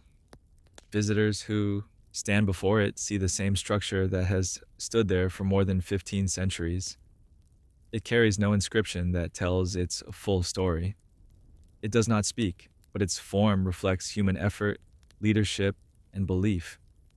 It reflects a time when individuals shaped stone into structures meant to endure beyond their own lifetimes. The Goguryeo kingdom no longer exists. Its cities have faded. Its rulers have passed into history. But the pyramid they built remains, standing beneath the open sky, unchanged and silent, preserving the memory of a forgotten ruler whose presence continues to endure through the strength of stone and the quiet passage of time. The tomb of the Scythian kings, Ukraine's lost warriors. Across the wide grasslands of southern Ukraine, where the earth stretches outward in open horizons and the wind moves freely without obstruction, there are gentle rises in the land that appear almost natural. These low hills stand quietly above the surrounding plain, their shapes softened by centuries of weather and time. Grass grows across their surfaces, and from a distance they blend into the landscape. These hills are not natural formations. They are burial mounds. They are known as kurgans. Thousands of years ago, these mounds were built by the Scythians, a people who lived across the vast Eurasian steppe. They were not settled in permanent cities. They moved across the land with their animals, following seasonal cycles that shaped their lives. Their homes were temporary, but their burial places were permanent. The Scythians built these mounds to honor their leaders. Beneath the earth, they created chambers where their kings and warriors were placed to rest. One such burial mound, known as Tolstaya Mogila, was discovered in the 20th century. From the outside, it appeared like many others, a quiet rise in the ground, unchanged and silent. But beneath its surface lay a carefully constructed burial chamber that had remained undisturbed for more than 2,000 years. When archaeologists began their excavation, they worked slowly, removing layer after layer of soil. The mound had been built deliberately, using earth gathered from the surrounding plain. Its height reflected the importance of the individual buried within. Deep inside the mound, they uncovered the burial chamber. The chamber had been constructed from wood, forming a protected space beneath the weight of the earth above it. Inside, they found the remains of a man who had once held great authority. He had been a Scythian king. Around him were objects that reflected his role. There were weapons, including swords and arrowheads, shaped from metal and preserved by the dry environment. These weapons reflected the life he had lived, a life connected to movement, defense, and leadership. There were also objects made from gold. Gold jewelry rested beside him. Decorative pieces shaped into animals and intricate patterns reflected the artistic traditions of the Scythian people. These objects had been crafted with care, their surfaces shaped into forms that carried symbolic meaning. The Scythians were skilled metalworkers. Though they lived without permanent cities, They developed advanced techniques for shaping gold into detailed designs. Their art often depicted animals, deer, horses, and birds, captured in motion. These images reflected the world around them, the animals that shaped their daily lives. One of the most remarkable objects discovered within the tomb was a golden pectoral, a large ornamental piece worn across the chest. Its surface carried detailed scenes, showing animals and human figures arranged with precision. Each figure had been shaped carefully, reflecting knowledge of both material and form.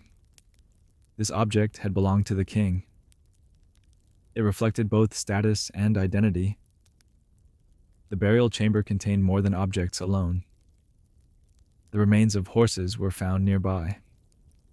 These animals had been buried alongside the king, reflecting their importance within Scythian life. Horses were essential to movement across the steppe. They allowed the Scythians to travel across vast distances, carrying people and goods across open land. In death, these animals remained with their leader. The mound itself had been built to protect the burial chamber. Layers of soil covered the structure, shielding it from exposure. This protection allowed fragile materials, including wood and fabric, to survive far longer than they otherwise would have. The environment of the steppe contributed to preservation. Dry conditions slowed decay. Time passed slowly beneath the earth. The Scythian civilization itself existed between approximately 900 BCE and 200 BCE. During this period, they moved across the Eurasian steppe, interacting with neighboring cultures through trade and conflict. Though they did not build permanent cities, they created a lasting presence through their burial traditions. The kurgans remain as their most visible legacy. Each mound marks the resting place of an individual whose life had shaped their society. The tomb at Tolstaya Mogyla revealed something important. It showed that the Scythians valued continuity. They prepared carefully for burial. They placed objects beside their leaders, preserving identity beyond death. The golden objects found within the tomb reflected both craftsmanship and belief. Gold does not decay. It remains unchanged across centuries. Its presence connected the buried individual to permanence. The king had been placed within the chamber with intention. His weapons reflected his strength. His jewelry reflected his authority. His horses reflected his movement across the land. Together, these elements formed a complete reflection of his life. Above him, the mound remained.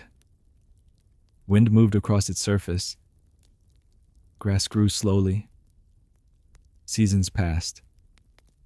For more than 2,000 years, the burial chamber remained undisturbed. When archaeologists uncovered it, they revealed a moment preserved in stillness, a moment when a society honored its leader by preparing a resting place meant to endure. Today, the artifacts from the tomb are preserved in museums, allowing continued study. The golden objects still reflect light. Their surfaces carry the marks of hands that shaped them long ago. The steppe itself remains quiet. The burial mounds still rise from the earth, unchanged in their form. They mark the presence of individuals who lived in motion, who traveled across open land, and who left behind something permanent in the form of earth and gold. And beneath the wide sky of the Eurasian steppe, the tombs of the Scythian kings remain, silent and enduring, preserving the memory of warriors whose presence shaped the ancient world. The Giant of Castelnau, the discovery of an ancient giant.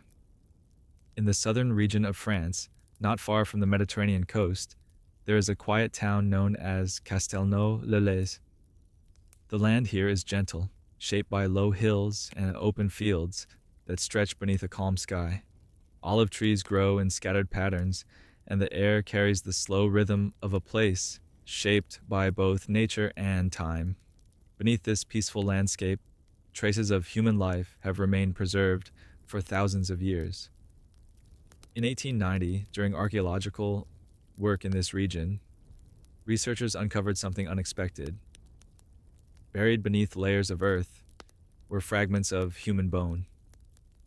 At first, they appeared similar to other ancient remains discovered across Europe, but as the pieces were examined more closely, something unusual became clear. These bones were far larger than normal. Among the fragments were portions of a human femur, tibia, and humerus, the bones that form the upper leg, lower leg, and upper arm. Their proportions were striking. When compared with average human skeletons, these bones were significantly longer and thicker. The individual they belonged to had been unusually tall. This discovery came from a burial site dated to the Neolithic period, a time more than 5,000 years ago when human societies across Europe were gradually transitioning from nomadic movement to settled agricultural life. Communities began to build permanent dwellings, cultivate crops, and shape the land in ways that supported long-term stability. The burial itself had been constructed with care. The individual had been placed within the earth deliberately, following the traditions of the people who lived there. Burial practices during this period reflected respect and continuity, preserving the presence of individuals beyond their lifetime. The size of the bones immediately drew attention. Archaeologists carefully measured the fragments and compared them with known human proportions. Based on these measurements, they estimated that the individual may have stood over 2 meters tall, possibly approaching 2.5 meters in height. This was far taller than the average height of humans during the Neolithic period. Most individuals of that time were significantly shorter, often below 1.7 meters. The discovery raised important questions. Who had this person been? How had they lived? What allowed them to grow to such unusual height? The bones themselves reflected natural human structure. Their shape, density, and proportions remained consistent with human anatomy. They were not from a different species. They were human bones, but larger than expected. This suggests that the individual may have experienced a condition that allowed continued growth beyond typical limits. In modern medicine, such conditions are understood as forms of gigantism, where the body produces excess growth hormone during development. This leads to increased height and larger skeletal structure. Such conditions are rare, but they have existed throughout human history. The individual buried at Castelnau lived in a time when medical understanding did not exist in the modern sense. Their community would have understood their height not through science, but through observation. They would have been recognized as different. Their presence would have been visible. In small Neolithic communities, physical differences were noticeable. Individuals lived closely together, sharing daily routines connected to farming, toolmaking, and survival. Someone of unusual height would have stood out within that environment. Their role within their community remains unknown. They may have participated in daily work like others around them, or their size may have influenced how they were perceived, shaping their place within the group. The burial itself provides some clues. The careful placement of the body suggests respect. They were not abandoned, they were buried with intention. This reflects recognition of their identity as part of the community. The Neolithic period was a time of transition in human history. People began to settle in permanent locations, forming villages and shaping the land through agriculture. This shift created new forms of social structure where individuals contributed to shared stability. Burial traditions became part of this structure. They allowed communities to preserve memory. They allowed individuals to remain present through physical markers. The giant of Castelnau became part of this tradition. After burial, the earth protected the bones. Layers of soil accumulated slowly above them, preserving their structure across thousands of years. The environment remained stable. Time passed quietly. Civilizations rose and fell. But beneath the surface, the bones remained. When archaeologists uncovered them centuries later, they revealed something that connected the present to a distant human past. The discovery did not represent myth. It represented reality. It showed that human variation existed even in the earliest agricultural societies. The individual had lived, walked, and moved within their world, carrying a physical presence larger than most around them. Today, the bone fragments are preserved carefully, allowing researchers to continue studying their structure. Their measurements remain a point of scientific interest, helping researchers understand variation in human growth across history. The land of Castelnau-le-Lez remains peaceful. Fields stretch outward beneath the sky. Wind moves gently across the ground. Nothing on the surface reveals the presence of the individual who once lived there. But beneath the soil, preserved through time, their existence remains part of human history. Their bones reflect a life lived long ago, within a community that recognized them as one of their own. And in the quiet landscape of southern France, the discovery of the giant of Castelnau continues to endure, offering a silent reminder of the diversity and continuity of human life across thousands of years. The skeleton of Lovelock Cave, the silent chamber of the desert. In the dry interior of Nevada, where desert plains stretch wide beneath an open sky, there is a low limestone ridge that rises gently from the surrounding earth. The land here is quiet, shaped by heat during the day and cool air at night. Sparse plants grow across the ground, adapted to survive with little water. From a distance, the ridge appears unremarkable, blending naturally into the desert landscape. But within this ridge, there is an opening. A narrow entrance leads into darkness. This is Lovelock Cave. The cave itself is not large by natural standards, but its interior holds something far older than the desert that surrounds it. The air inside remains still. Light from the outside fades quickly as the passage moves inward, leaving only shadow and silence.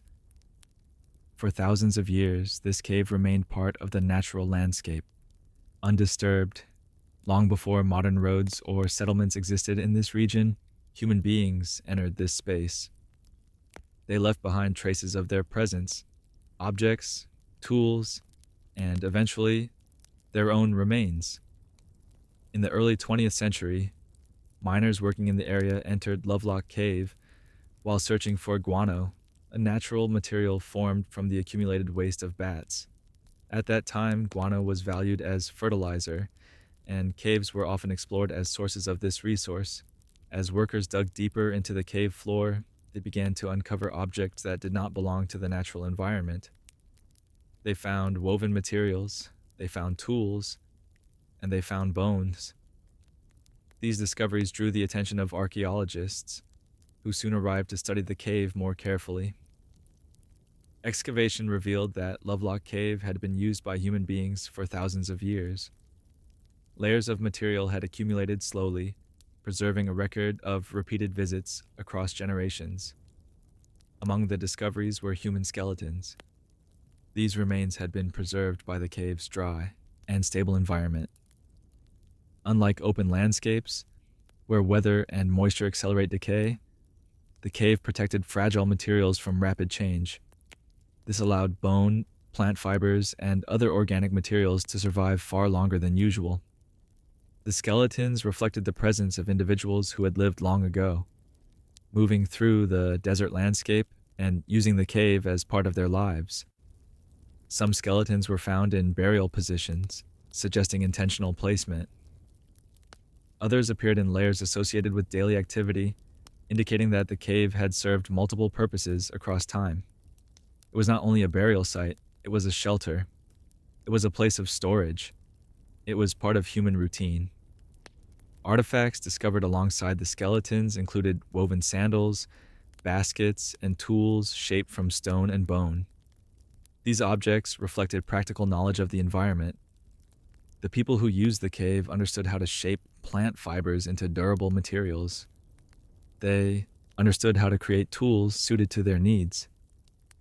These individuals belonged to ancient indigenous cultures of the Great Basin region. Their lives were shaped by seasonal movement, gathering plants, hunting animals, and adapting to the desert environment. The cave provided protection from weather and served as a stable location within a landscape that could otherwise be unpredictable. The preservation of woven materials within Lovelock Cave is especially remarkable. Plant fibers normally decay quickly when exposed to moisture and air, but the cave's dry conditions allowed baskets and textiles to survive for thousands of years. These objects reflect careful craftsmanship, shaped by hands that understood their materials. The skeletons themselves reveal details about the individuals who lived during that time. Their bones reflect normal human structure, shaped by movement, activity, and daily life. Their size and proportions fall within the natural range of human variation. They were people who lived within their environment, shaped by the same biological structure shared by humans everywhere. The cave also reflects continuity. It was not used only once. It was used repeatedly across centuries. Different generations entered the cave, leaving behind traces of their presence. Each layer of material reflects a moment in time, preserved beneath the next. The cave became a quiet archive of human existence. Outside, the desert continued its natural cycles. Wind moved across the plains. Temperatures rose and fell with the seasons. Plants grew and faded. Inside, the environment remained stable. The skeletons remained where they had been placed. Their presence reflects the reality of human life within the ancient desert landscape. They lived. They moved through their world. They used the cave as part of their existence, and eventually, they became part of its stillness. Modern archaeological study has helped preserve the cave and its contents, allowing continued research while protecting fragile remains. These efforts ensure that the cave remains undisturbed, allowing future generations to understand the lives of those who came before. Lovelock Cave itself remains quiet today. Its entrance still opens into darkness. The desert around it remains unchanged, stretching outward beneath the sky. Wind continues to pass across the land. And inside the cave, preserved by dryness and time, the skeletons remain as silent witnesses to human lives that existed thousands of years ago, carried forward through the quiet endurance of bone and stone. The curse of King Tut's tomb. In the dry valley west of the Nile River, beyond the fertile land where ancient Egyptian cities once flourished, there is a place where the earth rises into low desert hills. This place is known as the Valley of the Kings. The ground here is pale and still, shaped by heat and time. Beneath its surface lie tombs carved directly into the rock, hidden from view, created to protect the rulers of ancient Egypt after death. For centuries, these tombs remained sealed, protected by their isolation and the harsh desert environment. The people who created them believed that burial was not simply an ending, but a continuation of existence in another realm. Every tomb was prepared carefully, designed to preserve both the body and the identity of the king. One of these tombs belonged to a young ruler named Tutankhamun. He lived more than 3,300 years ago, during a time when Egypt was already an ancient and established civilization. Tutankhamun became king at a young age and ruled for only a short period before his death. His life was brief, and for many centuries his name faded into obscurity. His tomb remained hidden beneath the desert floor. By the early 20th century, many tombs in the Valley of the Kings had already been discovered. Archaeologists had explored much of the valley, and it was widely believed that little remained to be found. But one archaeologist, Howard Carter, believed otherwise. He suspected that the tomb of Tutankhamun had not yet been uncovered. Carter spent years searching the valley, working patiently beneath the desert sun. His efforts were slow and deliberate, shaped by careful observation and persistence. Season after season passed without success, but in November of 1922, something changed. Workers clearing debris near the base of a hillside uncovered a carved stone step. This step led downward. More steps were revealed as the excavation continued. At the bottom of the staircase, there was a sealed doorway. The doorway carried markings that had remained untouched for thousands of years. Carter understood the significance of what stood before him. Behind that doorway lay a tomb that had remained closed since ancient times. When the seal was carefully opened, Carter entered a small chamber filled with objects unlike anything seen before. Golden statues stood silently in the darkness. Chests and containers rested where they had been placed long ago. The air inside had not moved for more than 3,000 years. Further inside, Carter reached the burial chamber. The walls were covered with paintings that had remained preserved by the dry desert air. These paintings showed scenes connected to ancient Egyptian beliefs about death and continuity. They depicted the king in the presence of divine figures, reflecting the journey his soul was believed to take. At the center of the chamber stood a series of nested shrines and coffins. Inside them rested the body of Tutankhamun. His face was covered by a golden mask, shaped carefully to preserve his appearance. The mask reflected light even in the dim chamber, its surface untouched by time. It had been created by skilled craftsmen who understood how to shape gold into precise and meaningful form. The discovery of the tomb was one of the most complete royal burials ever found. Unlike many tombs that had been opened in ancient times, this one had remained largely undisturbed. The objects inside reflected both wealth and belief. Jewelry, ceremonial tools, furniture, and symbolic items had been placed around the king, ensuring continuity in the afterlife. But soon after the discovery became known, stories began to spread. Some believed that disturbing the tomb carried consequences. These stories were shaped by events that followed the excavation. Lord Carnarvon, who had supported Carter's work, died several months after the tomb was opened. His death was caused by infection, a medical condition not uncommon at the time. But the timing created speculation. People began to speak of a curse. They believed that the tomb had been protected by forces meant to prevent disturbance. Newspapers repeated these stories, connecting unrelated events to the idea of supernatural consequence. Each death of a person connected to the excavation was interpreted as part of a pattern, but scientific understanding offers a simpler explanation. Ancient tombs remained sealed for thousands of years, containing air that had not circulated. Bacteria and mold could exist within such environments. Exposure to these conditions may have contributed to illness in some cases. There was no inscription within Tutankhamun's tomb that described a curse. The tomb itself reflected preparation, not warning. The people who created it believed in preservation, not punishment.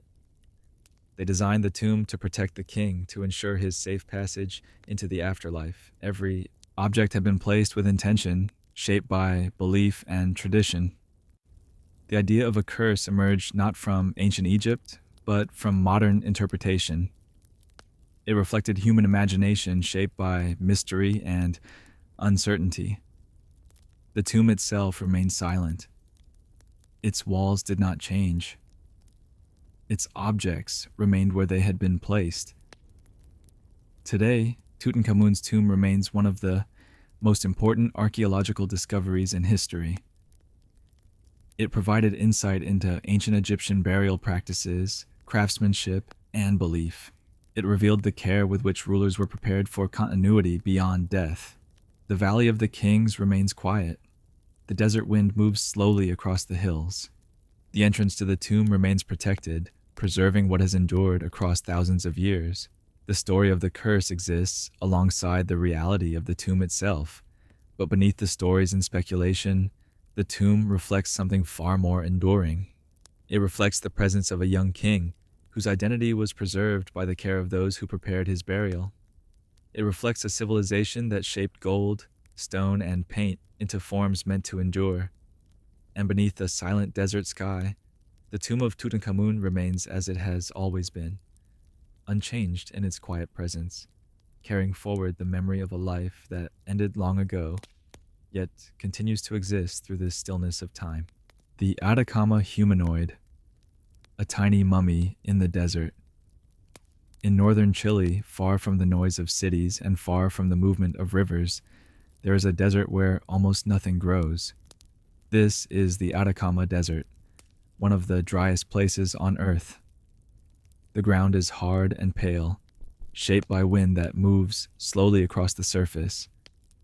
Mountains rise in the distance, and the sky above remains clear for most of the year. Rain rarely falls here. Because of this dryness, the land preserves what is left behind. Objects that would normally decay in other environments can remain unchanged for long periods of time. Wood, cloth, and even human remains can survive for centuries, protected by the absence of moisture. In 2003, in a remote area near an abandoned mining settlement known as La Noria, a small object was discovered in the desert soil. It was wrapped in cloth and partially buried, preserved by the dryness of the environment. At first glance, it appeared unusual. It was extremely small. When the object was examined more closely, it became clear that it was a preserved human body. Its length measured only about 15 centimeters. Its form was complete, with arms, legs, and a clearly defined head. The body had dried naturally, creating a mummy-like appearance. The skull was elongated, the eye sockets were deep, the ribs were visible beneath the preserved skin. Its proportions were different from those of a typical human infant. This discovery immediately raised questions. The Atacama Desert has long preserved human remains from ancient cultures that lived in the region. The dryness creates natural mummification, allowing bodies to remain intact long after death. But the unusual size and structure of this individual made it difficult to understand immediately. Scientists began to study the remains carefully. They examined the bones, measuring their length and structure. They observed the skull, the rib cage, and the limbs. The bones were fully formed, not incomplete. This suggested that the individual was not an early-stage fetus, but something more developed. The skeleton showed signs of maturity beyond its small size. This created uncertainty. To understand more, researchers used modern scientific techniques, including DNA analysis. They extracted genetic material from the remains and studied it carefully. The results revealed something important. The individual was human. The DNA showed clear connection to human populations of South America. Further analysis suggested that the individual had likely lived several decades ago, not thousands of years ago as first assumed. The desert had preserved the body so well that its age had been difficult to estimate initially. Medical researchers also examined the bones in greater detail. They discovered signs of rare genetic conditions that affect bone growth and development. These conditions can cause abnormalities in size, shape, and structure. This helped explain the unusual appearance. The individual had experienced developmental differences that altered normal growth. Though small, the body reflected human biology. The Atacama Desert had preserved the remains with extraordinary clarity. The skin remained intact, the bones remained in place, the form remained unchanged. The abandoned mining town near the discovery site reflected another part of the region's history. During the 19th and early 20th centuries, mining settlements existed across the desert, built around the extraction of valuable minerals. Workers lived in these remote locations, shaping their lives around the harsh environment. Over time, many of these settlements were abandoned. Buildings fell into disrepair. Wood weakened. Metal rusted, but the desert preserved what remained. The Atacama humanoid became part of this preserved landscape. Its discovery reflected the power of the environment to protect fragile materials. Scientific study helped separate mystery from reality. What appeared unusual at first was revealed to be part of human variation. Medical conditions, environmental preservation, and time had shaped what was found. The desert itself remained unchanged.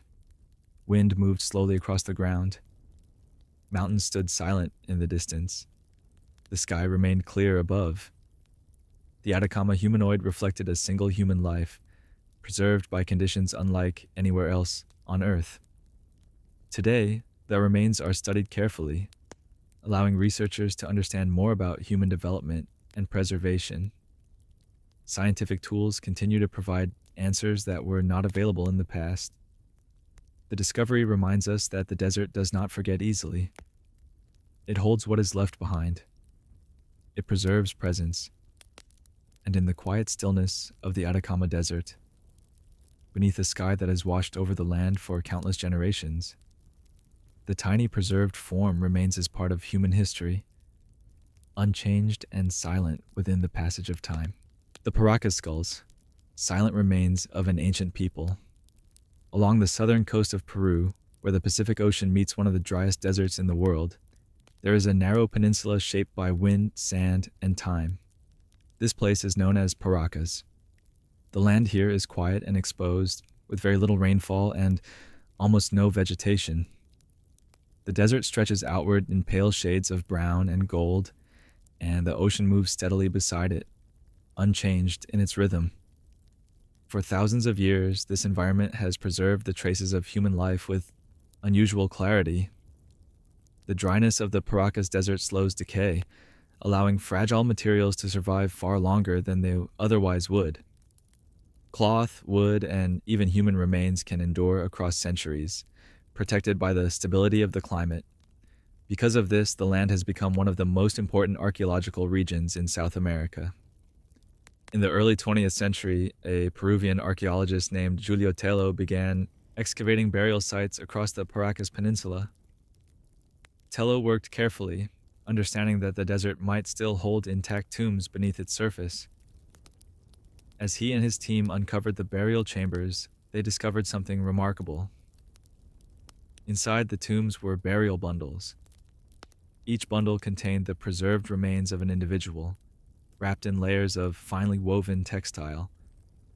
These textiles were not simple coverings. They were complex creations, decorated with patterns and colors that reflected careful craftsmanship. The people who created them understood weaving at a high level, shaping fibers into durable cloth that would survive across generations. When Tello and his team carefully unwrapped some of these bundles, they observed something unusual about the skulls inside. Many of them were elongated. The shape of the skull extended upward and backward, forming a long and narrow structure that differed from the rounded shape seen in most human populations. This elongation was not random. It appeared consistently across many individuals buried in the Paracas region. The bones themselves were human. Their structure reflected normal anatomy, but their shape had been altered. This alteration was not the result of natural growth alone. It was the result of a cultural practice known as cranial deformation. This practice involved gently shaping the skull during early childhood, when the bones of the head were still soft and flexible. By applying pressure using cloth, boards, or bindings, the skull could be guided into a specific shape as it grew. Over time, this shape became permanent. The process did not damage the brain or prevent development. It altered only the external form of the skull. This practice was not unique to Paracas.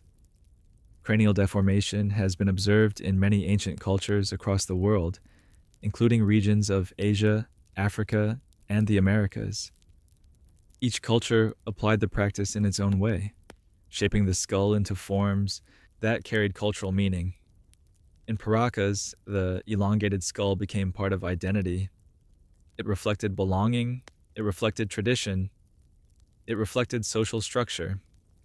The individuals buried in these tombs lived between approximately 800 BCE and 100 BCE, during a period when the Paracas culture thrived along the southern coast of Peru. Their society was shaped by both the desert and the sea. They developed fishing techniques suited to the coastal environment and agricultural methods adapted to the dry land. They created textiles that remain among the most complex ever produced in the ancient Americas. These textiles preserved color and detail across thousands of years, reflecting both artistic skill and cultural meaning. The burial bundles themselves were constructed with care. Each individual was placed in a seated position, wrapped in layers of cloth and surrounded by objects associated with daily life. Tools, ornaments, and personal items accompanied them into burial. This preparation reflected belief in continuity beyond death. The elongated skulls were part of this identity. They were not accidents, they were intentional. The practice of cranial deformation likely began shortly after birth. Families would wrap the head gently, maintaining consistent pressure over time. As the child grew, the skull adapted to the applied shape. By adulthood, the elongated form became permanent. This process required patience. It required consistency. It reflected long-term intention. The presence of elongated skulls within burial sites suggests that this practice held importance within the Paracas culture. It may have been associated with social status, family identity, or cultural belonging. Individuals with this skull shape were recognized as part of a shared tradition. Scientific study of the skulls has confirmed their human origin.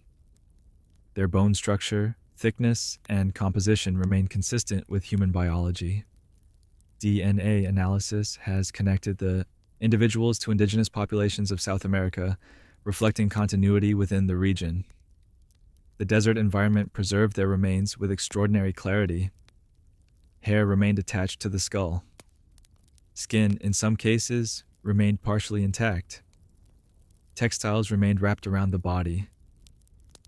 These elements created a direct connection between the present and a distant human past. The Paracas culture eventually gave way to later civilizations, including the Nazca, who continued to inhabit the region. Over time, new traditions emerged and older practices faded, but the burial sites remained beneath the desert surface, protected by the environment. The wind continued to move across the land. Sand accumulated slowly.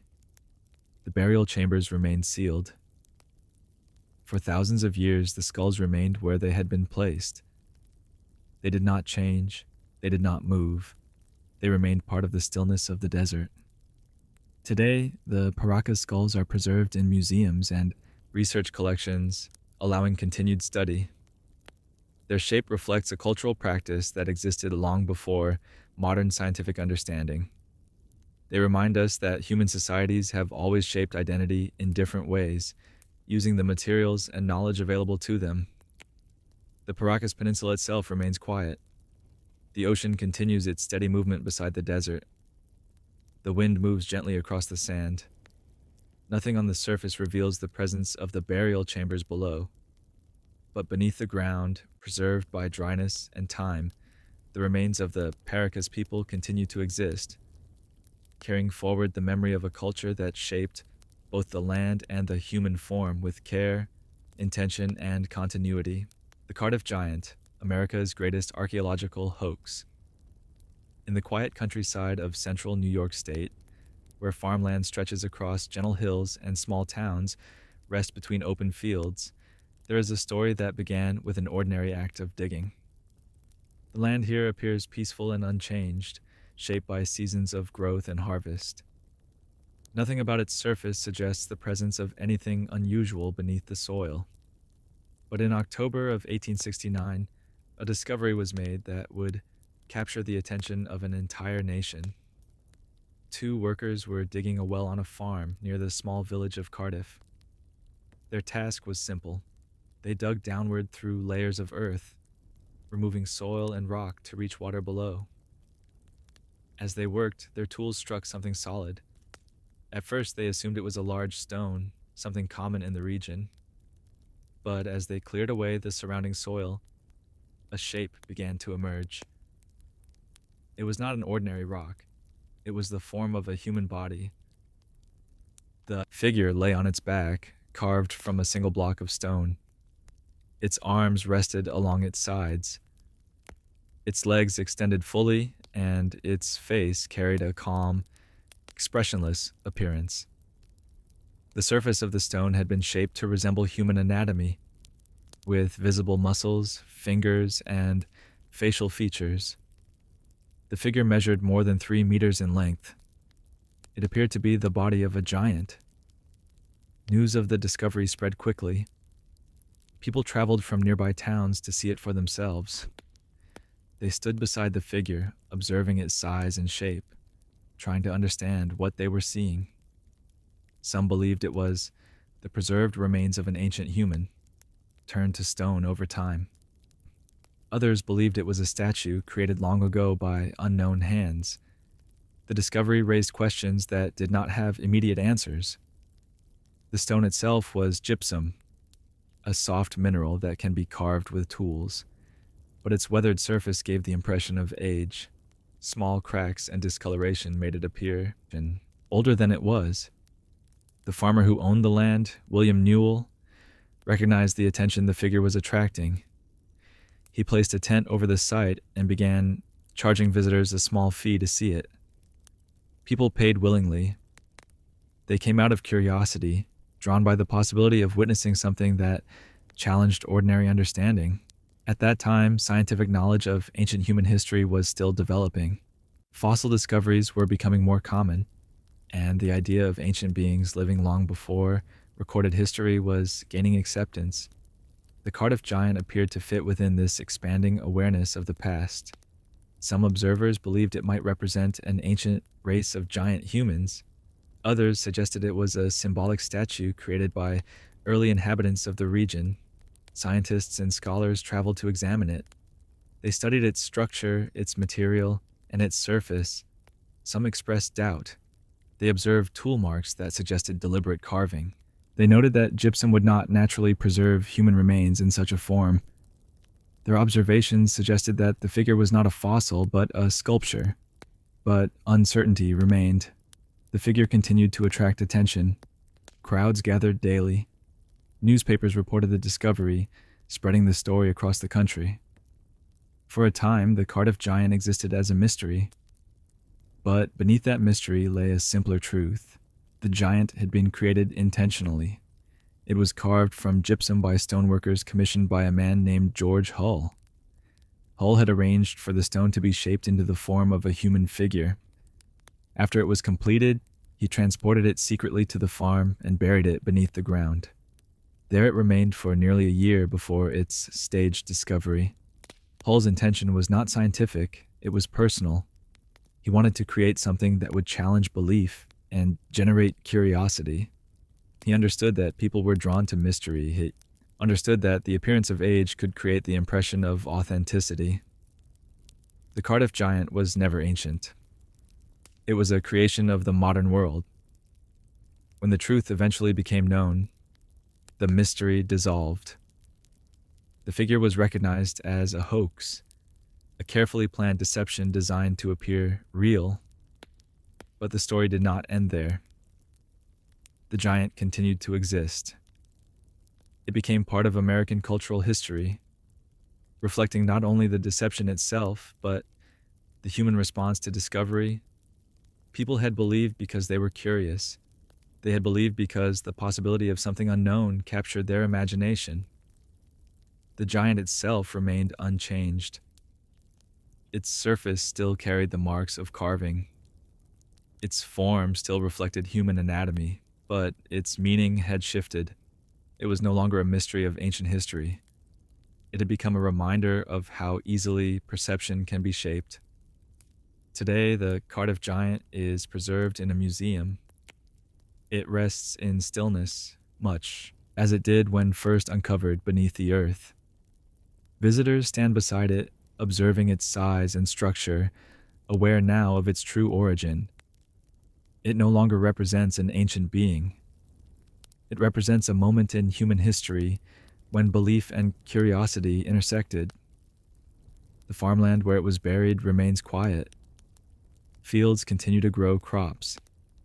Seasons pass as they always have. Nothing on the surface reveals the moment when the giant was first uncovered. But the story remains. It reflects human curiosity. It reflects imagination.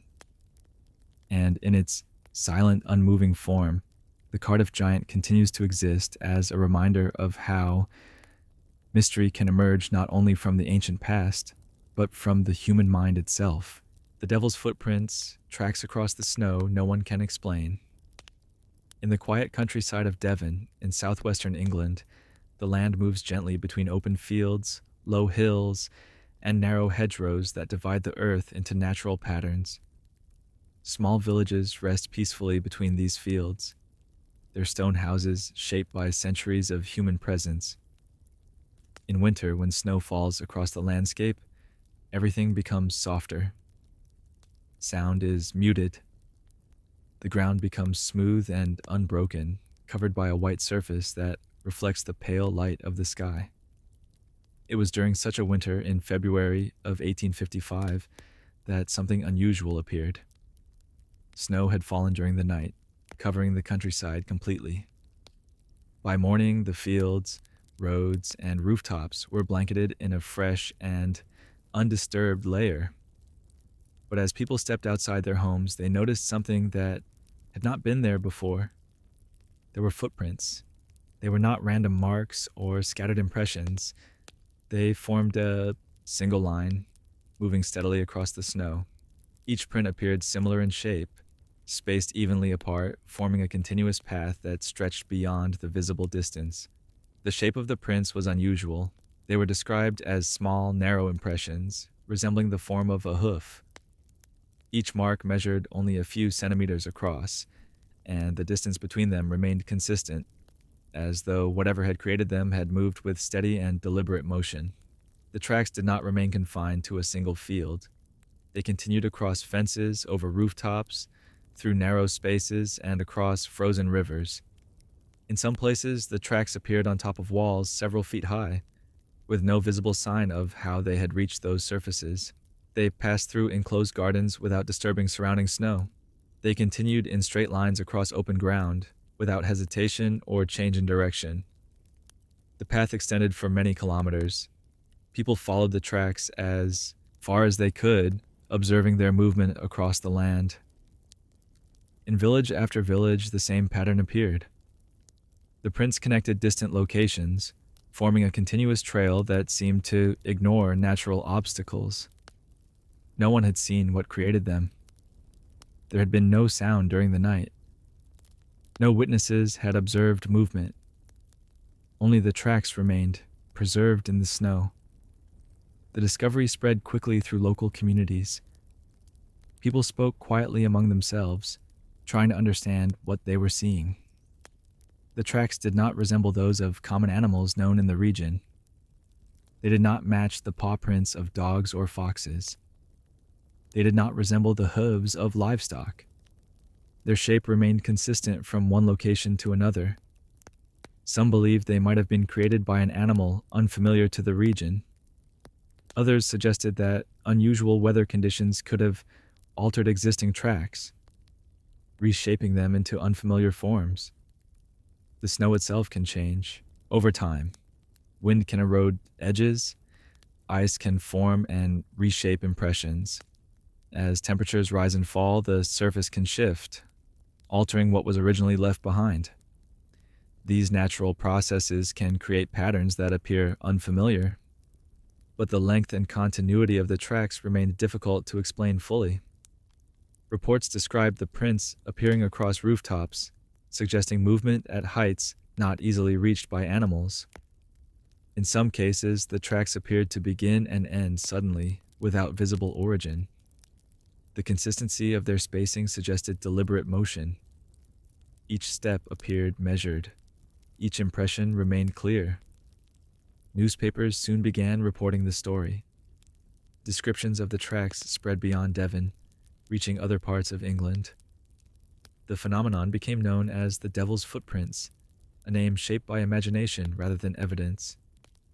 The name reflected uncertainty, the human tendency to explain the unknown through familiar ideas. But the tracks themselves remained silent. They did not reveal their origin. They existed only as impressions in snow. Scientific explanations have been proposed over time. Some researchers suggest that small animals, such as rodents or badgers, could have created tracks that later changed shape due to melting and refreezing. Others propose that birds landing and taking off could leave impressions that appear unusual when partially melted. Environmental conditions can alter appearance significantly. Snow is not permanent. It changes constantly, shaped by temperature, wind, and light. What begins as a clear print can transform into something unfamiliar over time. The landscape of Devon itself contributed to the mystery. Hedgerows, stone walls, and narrow passages create complex pathways across the countryside. Tracks moving through these spaces can appear more continuous than they originally were, especially when viewed after environmental changes. The event itself lasted only as long as the snow remained. As temperatures rose, the impressions faded. Water replaced ice. The ground returned to its natural state. The tracks disappeared completely. Nothing remained but memory. No physical evidence survived beyond the descriptions recorded by those who had seen them. Today, the countryside of Devon remains peaceful. Fields stretch outward beneath changing skies. Snow still falls in winter, covering the land as it did before. But no tracks like those reported in 1855 have appeared again in the same way. The event remains part of local history. It reflects a moment when ordinary landscape carried something unexpected. It reflects the human experience of encountering something not immediately understood. The snow preserved the tracks briefly. Time removed them. And in the quiet countryside, beneath the same open sky, the land remains unchanged, holding within its memory the silent passage of footprints that appeared one winter morning and then slowly faded away.